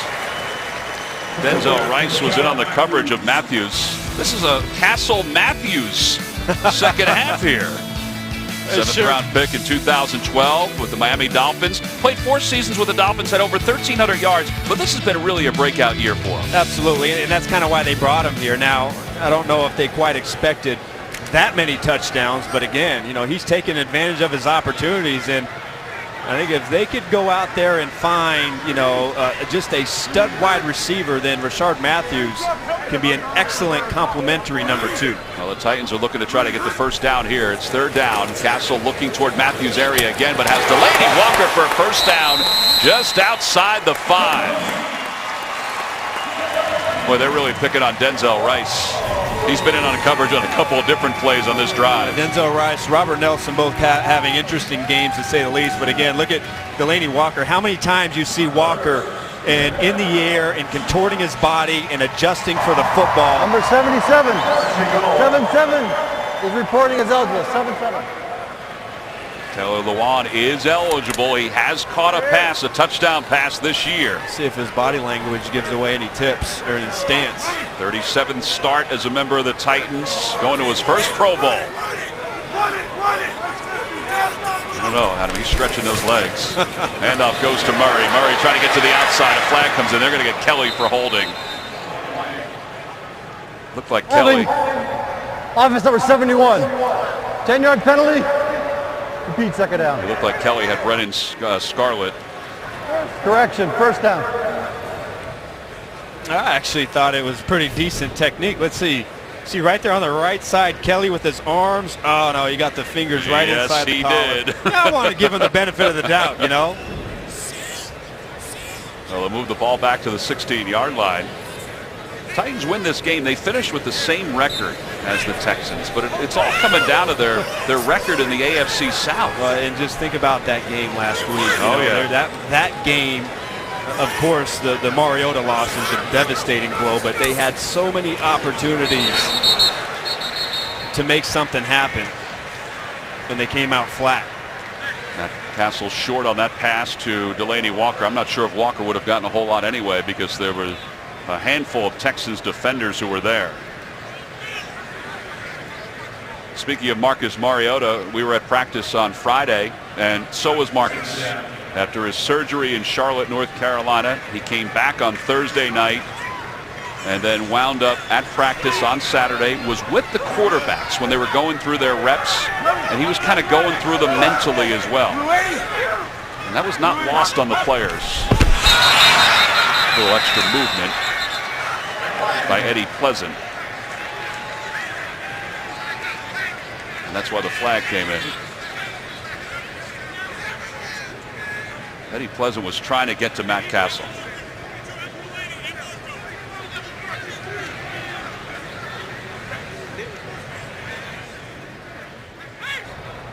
Offside. Defense. Unimpeded to the quarterback. 5-yard penalty. Still second down. So they'll move the football to the 11-yard line. It was close. Almost timed it up.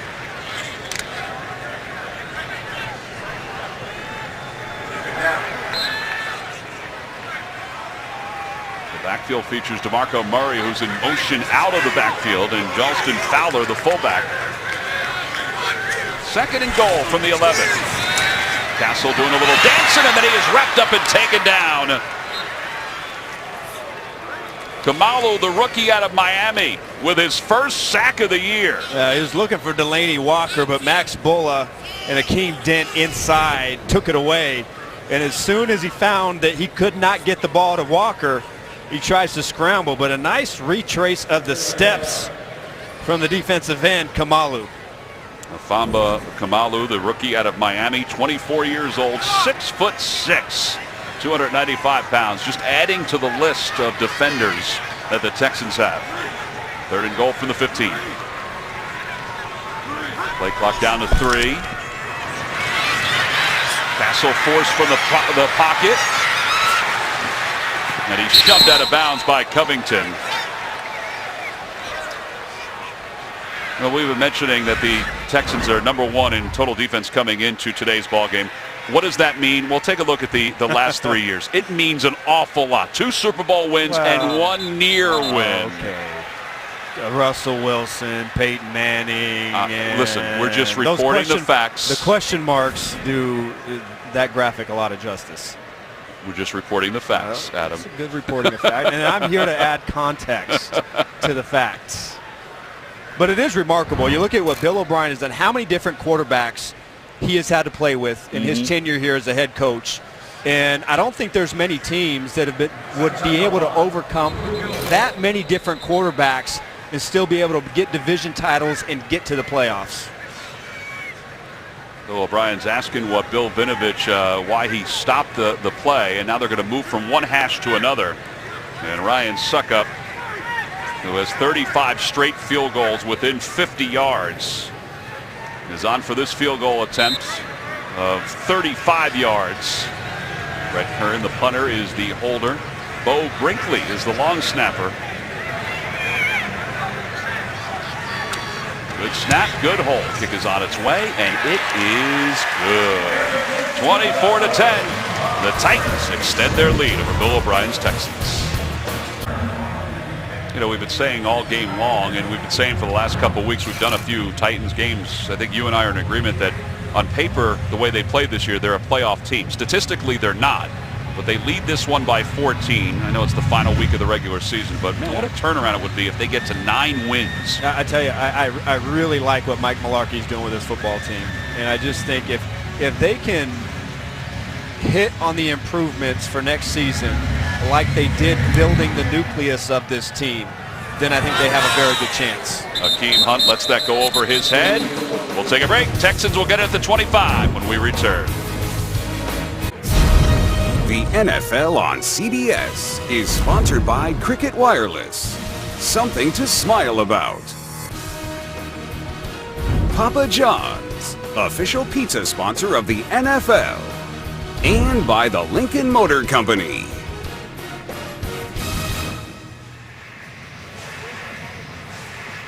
Good news for those Texans fans who are here in Nashville watching this game is that they got to spend a weekend in Nashville. It's a great city, as we all know.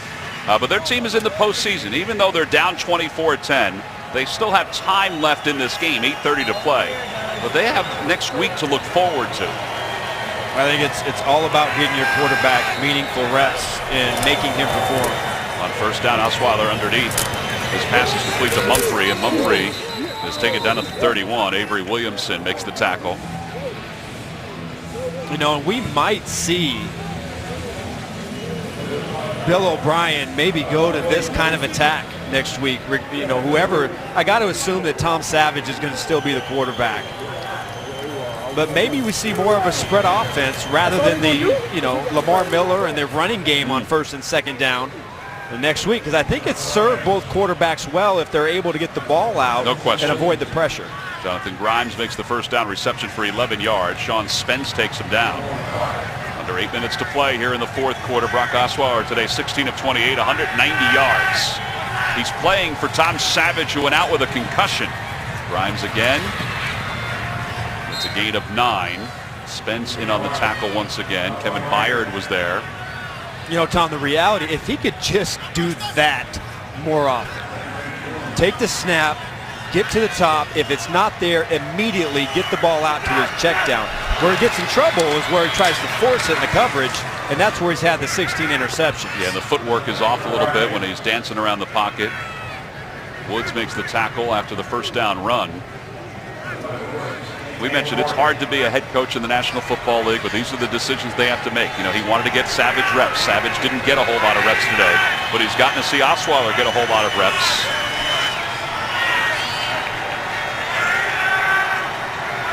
Play clock has plenty of time left as Osweiler takes the snap.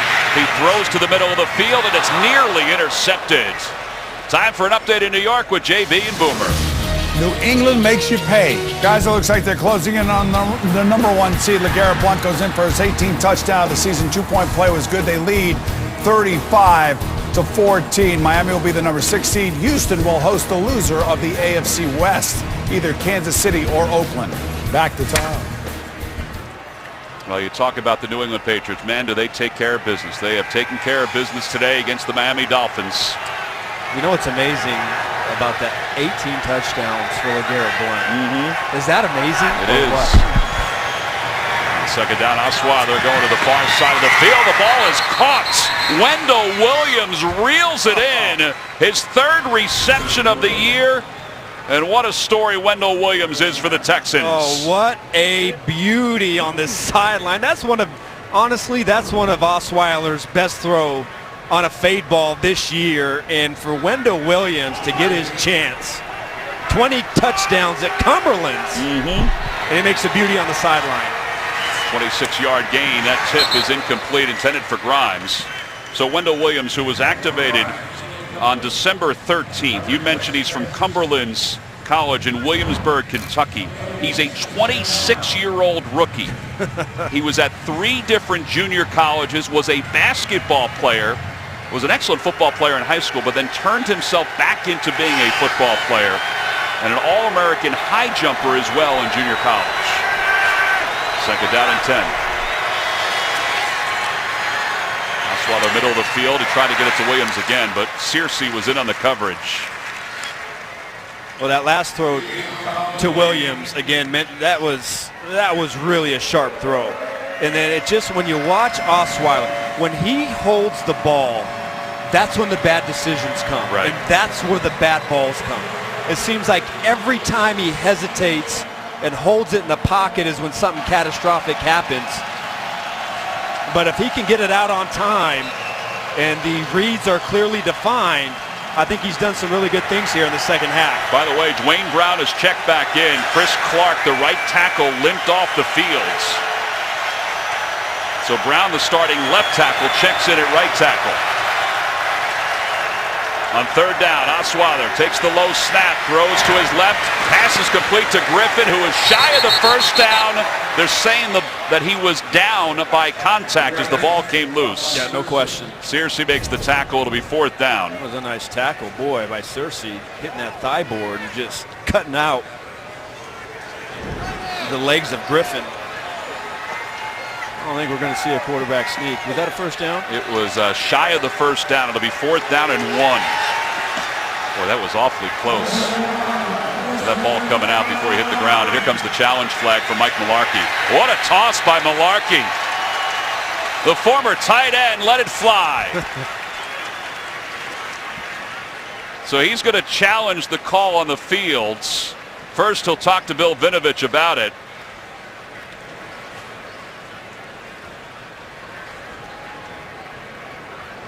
So the call on the field is that Griffin was down before the ball came loose. Watching it live, I felt like he was on the ground before the ball came loose.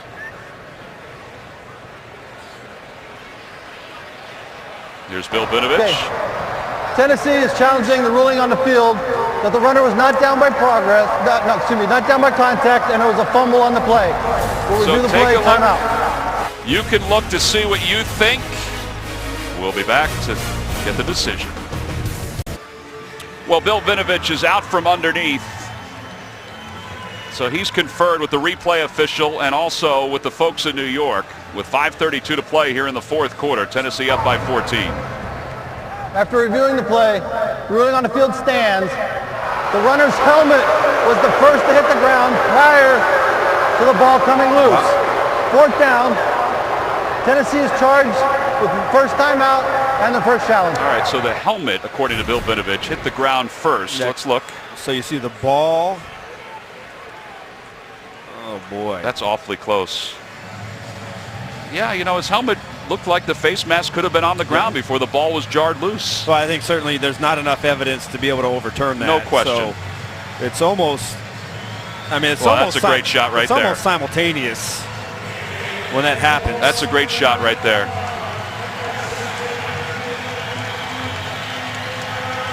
It looks like they got it right. It's not a bad challenge on the part of Mike Mularkey. It's fourth down and less than a yard. The Texans will go for it.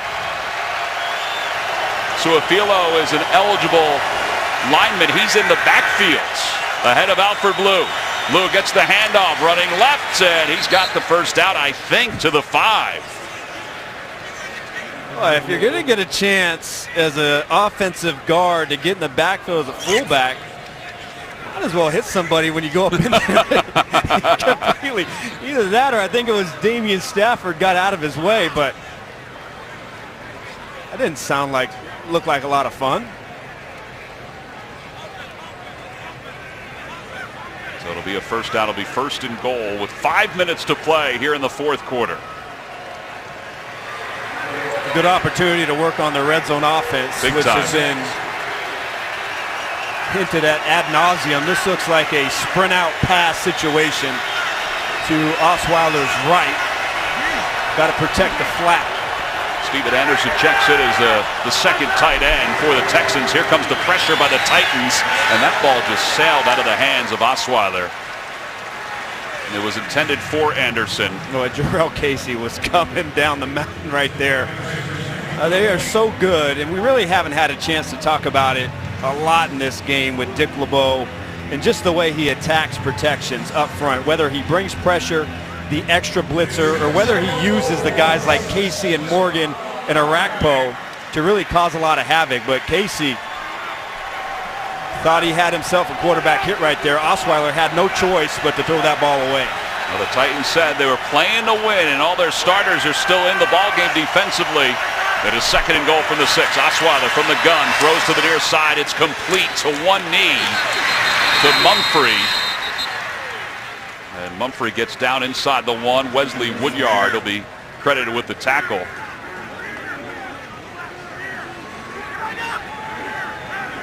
It's just Stafford there as well. It's just amazing how hard they've had to work this year to try and get points in the red area. Here's Alfred Blue, and Blue is dragged down from behind. Kevin Byard came sliding in to make the tackle from behind. Boy, what a play by Byard right here. He reads it. They're trying to run Alfred Blue, the big running back, and Byard just comes right through, unblocked, makes a play in the backfield. You know, talking to their coaching staff, his football instincts coming over from Middle Tennessee have been just absolutely outstanding. And really, you know, he's a bigger safety and a guy that likes to blitz, but he could play the ball as well. So I think they found a gem in Byard. Yeah, it was fortunate that he was at Middle Tennessee State, not too far from here. And Dick LeBeau said they saw him a handful of times before the draft. He's 5'11", 216. You think about the fact that he had 19 interceptions in college. Now, I'm not going to mention any names, but a lot of run-stopping safeties aren't very good at getting interceptions. Well, 4th and goal from the 2. Speak for yourself. 2 receivers stacked to the left. Play clock is down to 5. Osweiler points out the Mike linebacker. Play clock at 1. He gets it off. Nearly bobbled the snap. Looks to the left. Runs to the right. Now to the middle. Into the end zone. He rolled that 6'8" frame into the end zone to make it an 8-point ball game. Well, it didn't look good. It didn't look like a great start. You know, everything, he's looking to the left, and everything's kind of covered up. You see Derek Morgan is coming. He's trying to get a sack, double team on the right side, and then, you know, he sees there's no presence, rushing presence in the middle of the field. Does everything he can to get into the end zone. A little unconventional, but nonetheless, Osweiler finds a way to get points. All right, so 14 plays, 75 yards. And now the point after from Nick Novak.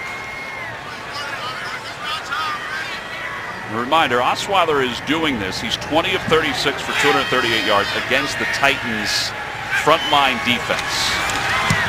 Good snap, and the point after is good. And it's now 24-17. Osweiler is playing for Tom Savage, out with a concussion, and he's trying to make his time count.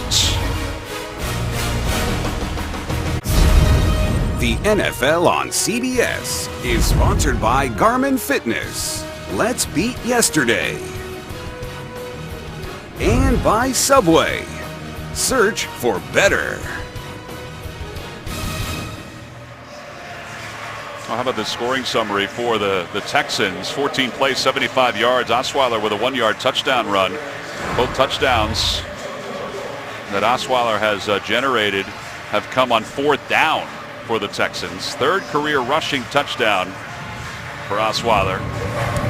And this little pooch kick will bounce inside the 25. It's a live ball picked up by Antonio Andrews, who then just smartly falls on top of it.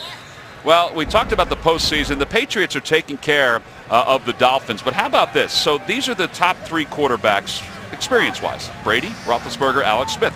That's pretty darn good, isn't it? Yeah, I would say that's who. I wouldn't have a problem with those All guys. right, so then you go to the next 3. Matt Moore, 28 regular season starts. McGloin, 6 regular season starts. Savage right now, 2 regular season starts, and no career playoff starts. Yeah, it doesn't look good. You know, actually, I thought, you know, I have not seen the game against New England, but Matt Moore has played pretty good in limited action. Yeah. And so, you know, what are we going to see from Matt McGloin? Obviously, we didn't get a chance to see a lot from Savage, but I think you got to tip your hat to Osweiler and how he came out here in the second half. You know, you could say his best game of the season was Green Bay, where he went 200 yards, 2 touchdowns, and no interceptions. You know, he's far surpassed that, but you also can say this is the same defense or secondary that gave up 331 last week.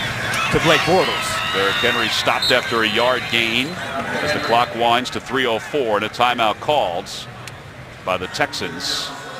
But wouldn't you agree that, you know, when in the spread passing game, if he was able to get the ball out, good things generally happen today. No question. And it looked like a different quarterback. Is he able to keep going with that? I don't know. It's going to be interesting to see how Bill O'Brien handles this next week. You know, you kind of get the sense that when you make such a big move late in the season, when you're trying to get into the playoffs, that maybe you're kind of over it. And you've already, even though Osweiler's played well today, you're already steadfast that it's going to be Savage. Right, but again, you bring in the concussion factor. Is he going to be cleared to practice this week? I mean, there's so many different things I think that are on Bill O'Brien's plate. But at the least, Osweiler has come out and played pretty well here in the second half. Key stat, 0 turnovers. Absolutely. Henry gets it again, and Henry runs up to the 15, maybe the 16-yard line. Christian Covington makes the tackle. It'll be 3rd down.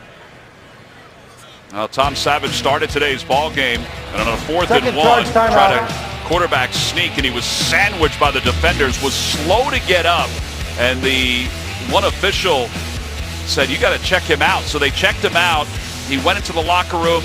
They deemed him okay after going through the concussion protocol. He took one more snap, took a knee at the end of the first half, went into the locker room again. They reassessed him, and they decided that he was out for the rest of the game with a concussion. That a little surprising that he was cleared and then not cleared?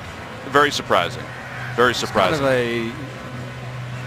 It's one of those things. I wouldn't expect that to, you know, why would it be okay and then after halftime?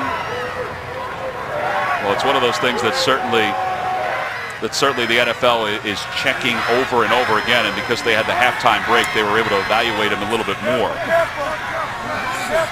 It's 3rd down and 5. The ball from the 16. Little pitch going to Derrick Henry, running right, and a burst of speed for a first down. Up to the 24-yard line. And Taylor Lewan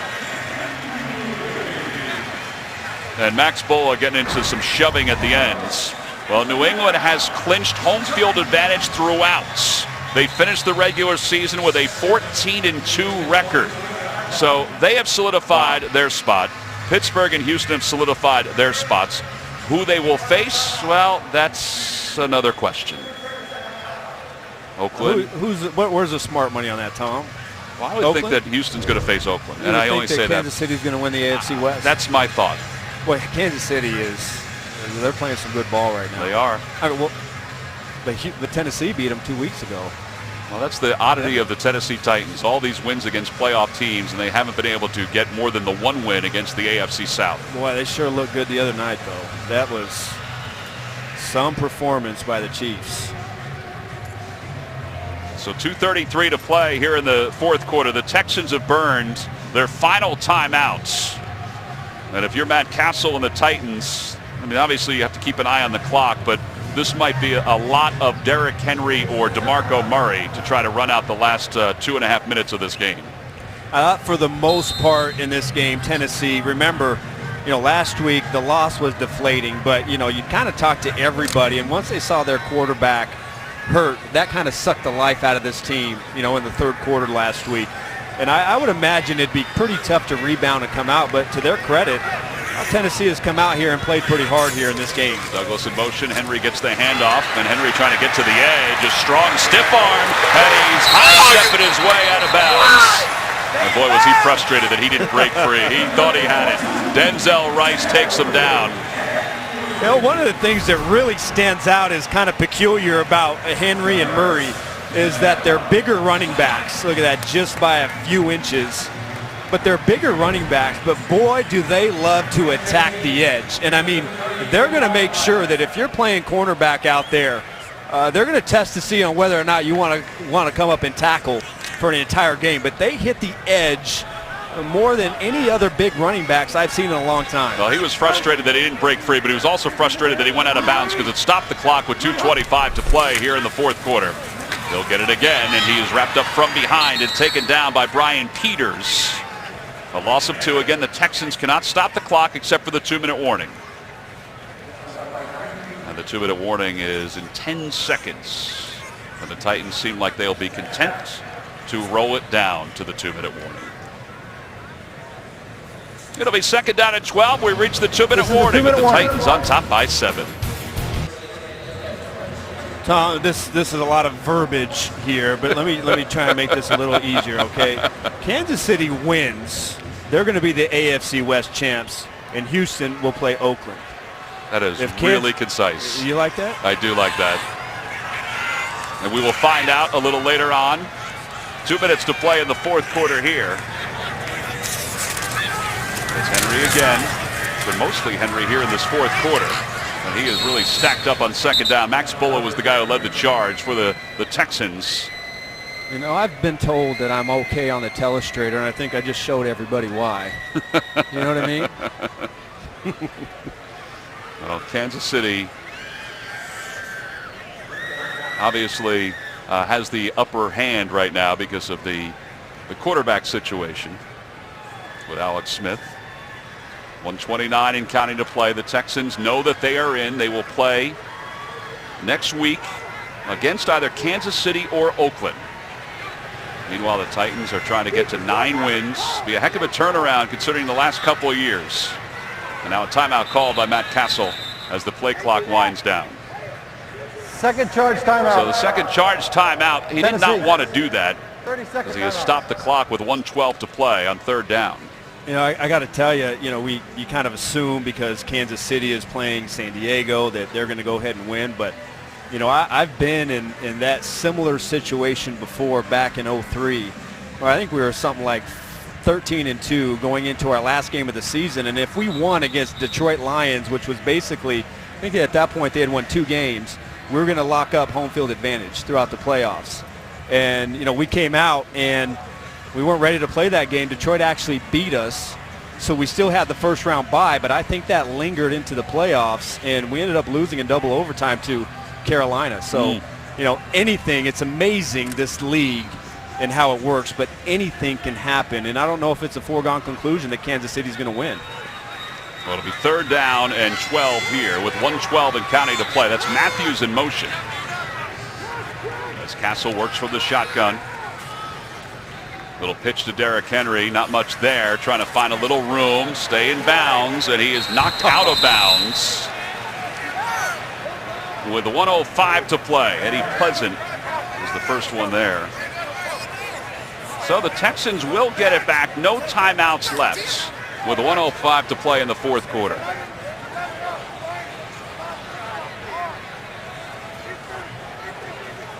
So Kern will punt the ball away.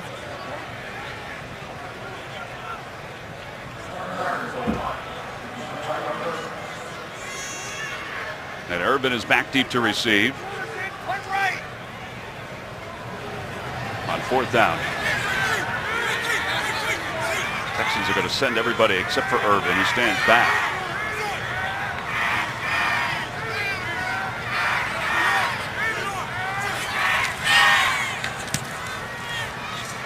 Urban comes running up. And inside the 20, he will begin. He breaks one tackle, but there is nothing else there. Supernaw was able to clean things up for the Titans. So the Texans have 53 seconds to score a touchdown. Down by 7, 24-17. This is another good little test here for Osweiler to put kind of, his season-ending resume. Can he come back in a 2-minute situation and maybe put his football team in a chance to win this football game?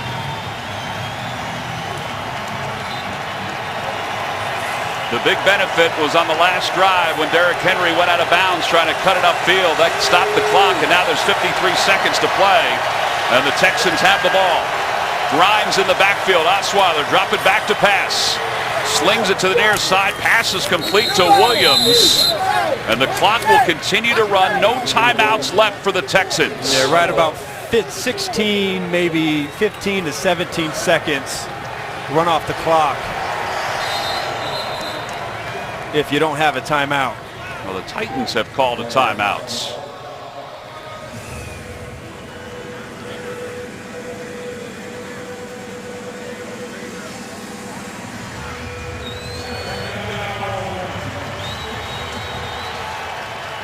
It is second down.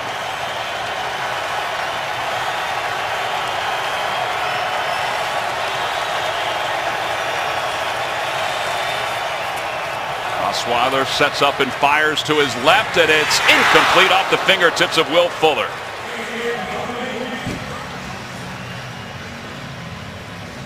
Will Fuller, Rashad Johnson, it was almost as if he was playing shortstop back there, and he thought he was going to get an easy ground ball, but just at the very last moment, Will Fuller sticks his hands out and kind of takes away the interception for Johnson, but a tough window to try and fit the ball into.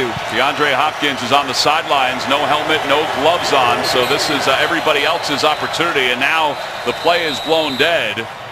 And an official's timeout.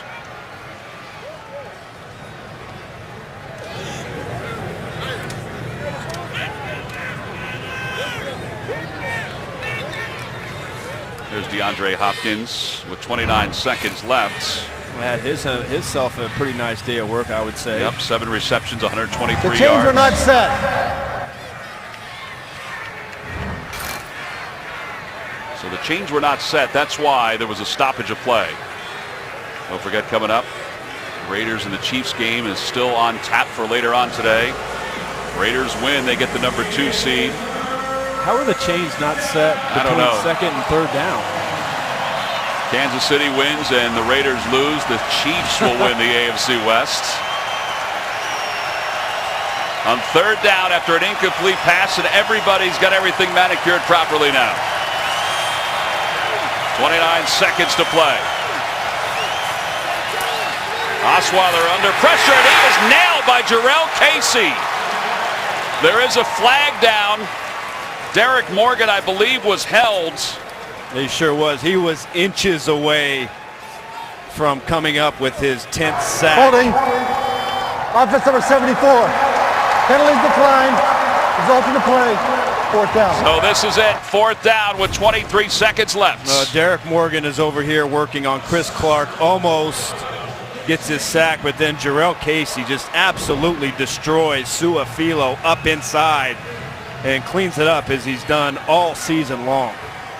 All right, so the Titans defense will send guys back. The ball is spotted at the 26-yard line.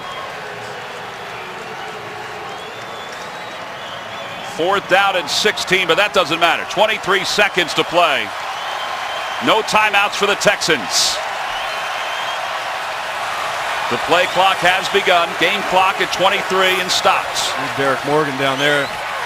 Osweiler under pressure, breaks away from Morgan, sets up and throws a wobbler, incomplete, and the Titans will take over with 15 seconds to play. LaShawn Sims was in on the coverage, and this has been a heck of a job by the Titans defense. Derek Morgan again, almost back to back. He was inches away again from getting that 10th sack of the season. But Osweiler was able to get outside the pocket, but nobody opened down the field. And Bill O'Brien can't wait to get this one over and figure out what in the world is going to happen this week as he prepares for the playoffs. So the Titans will just take a knee.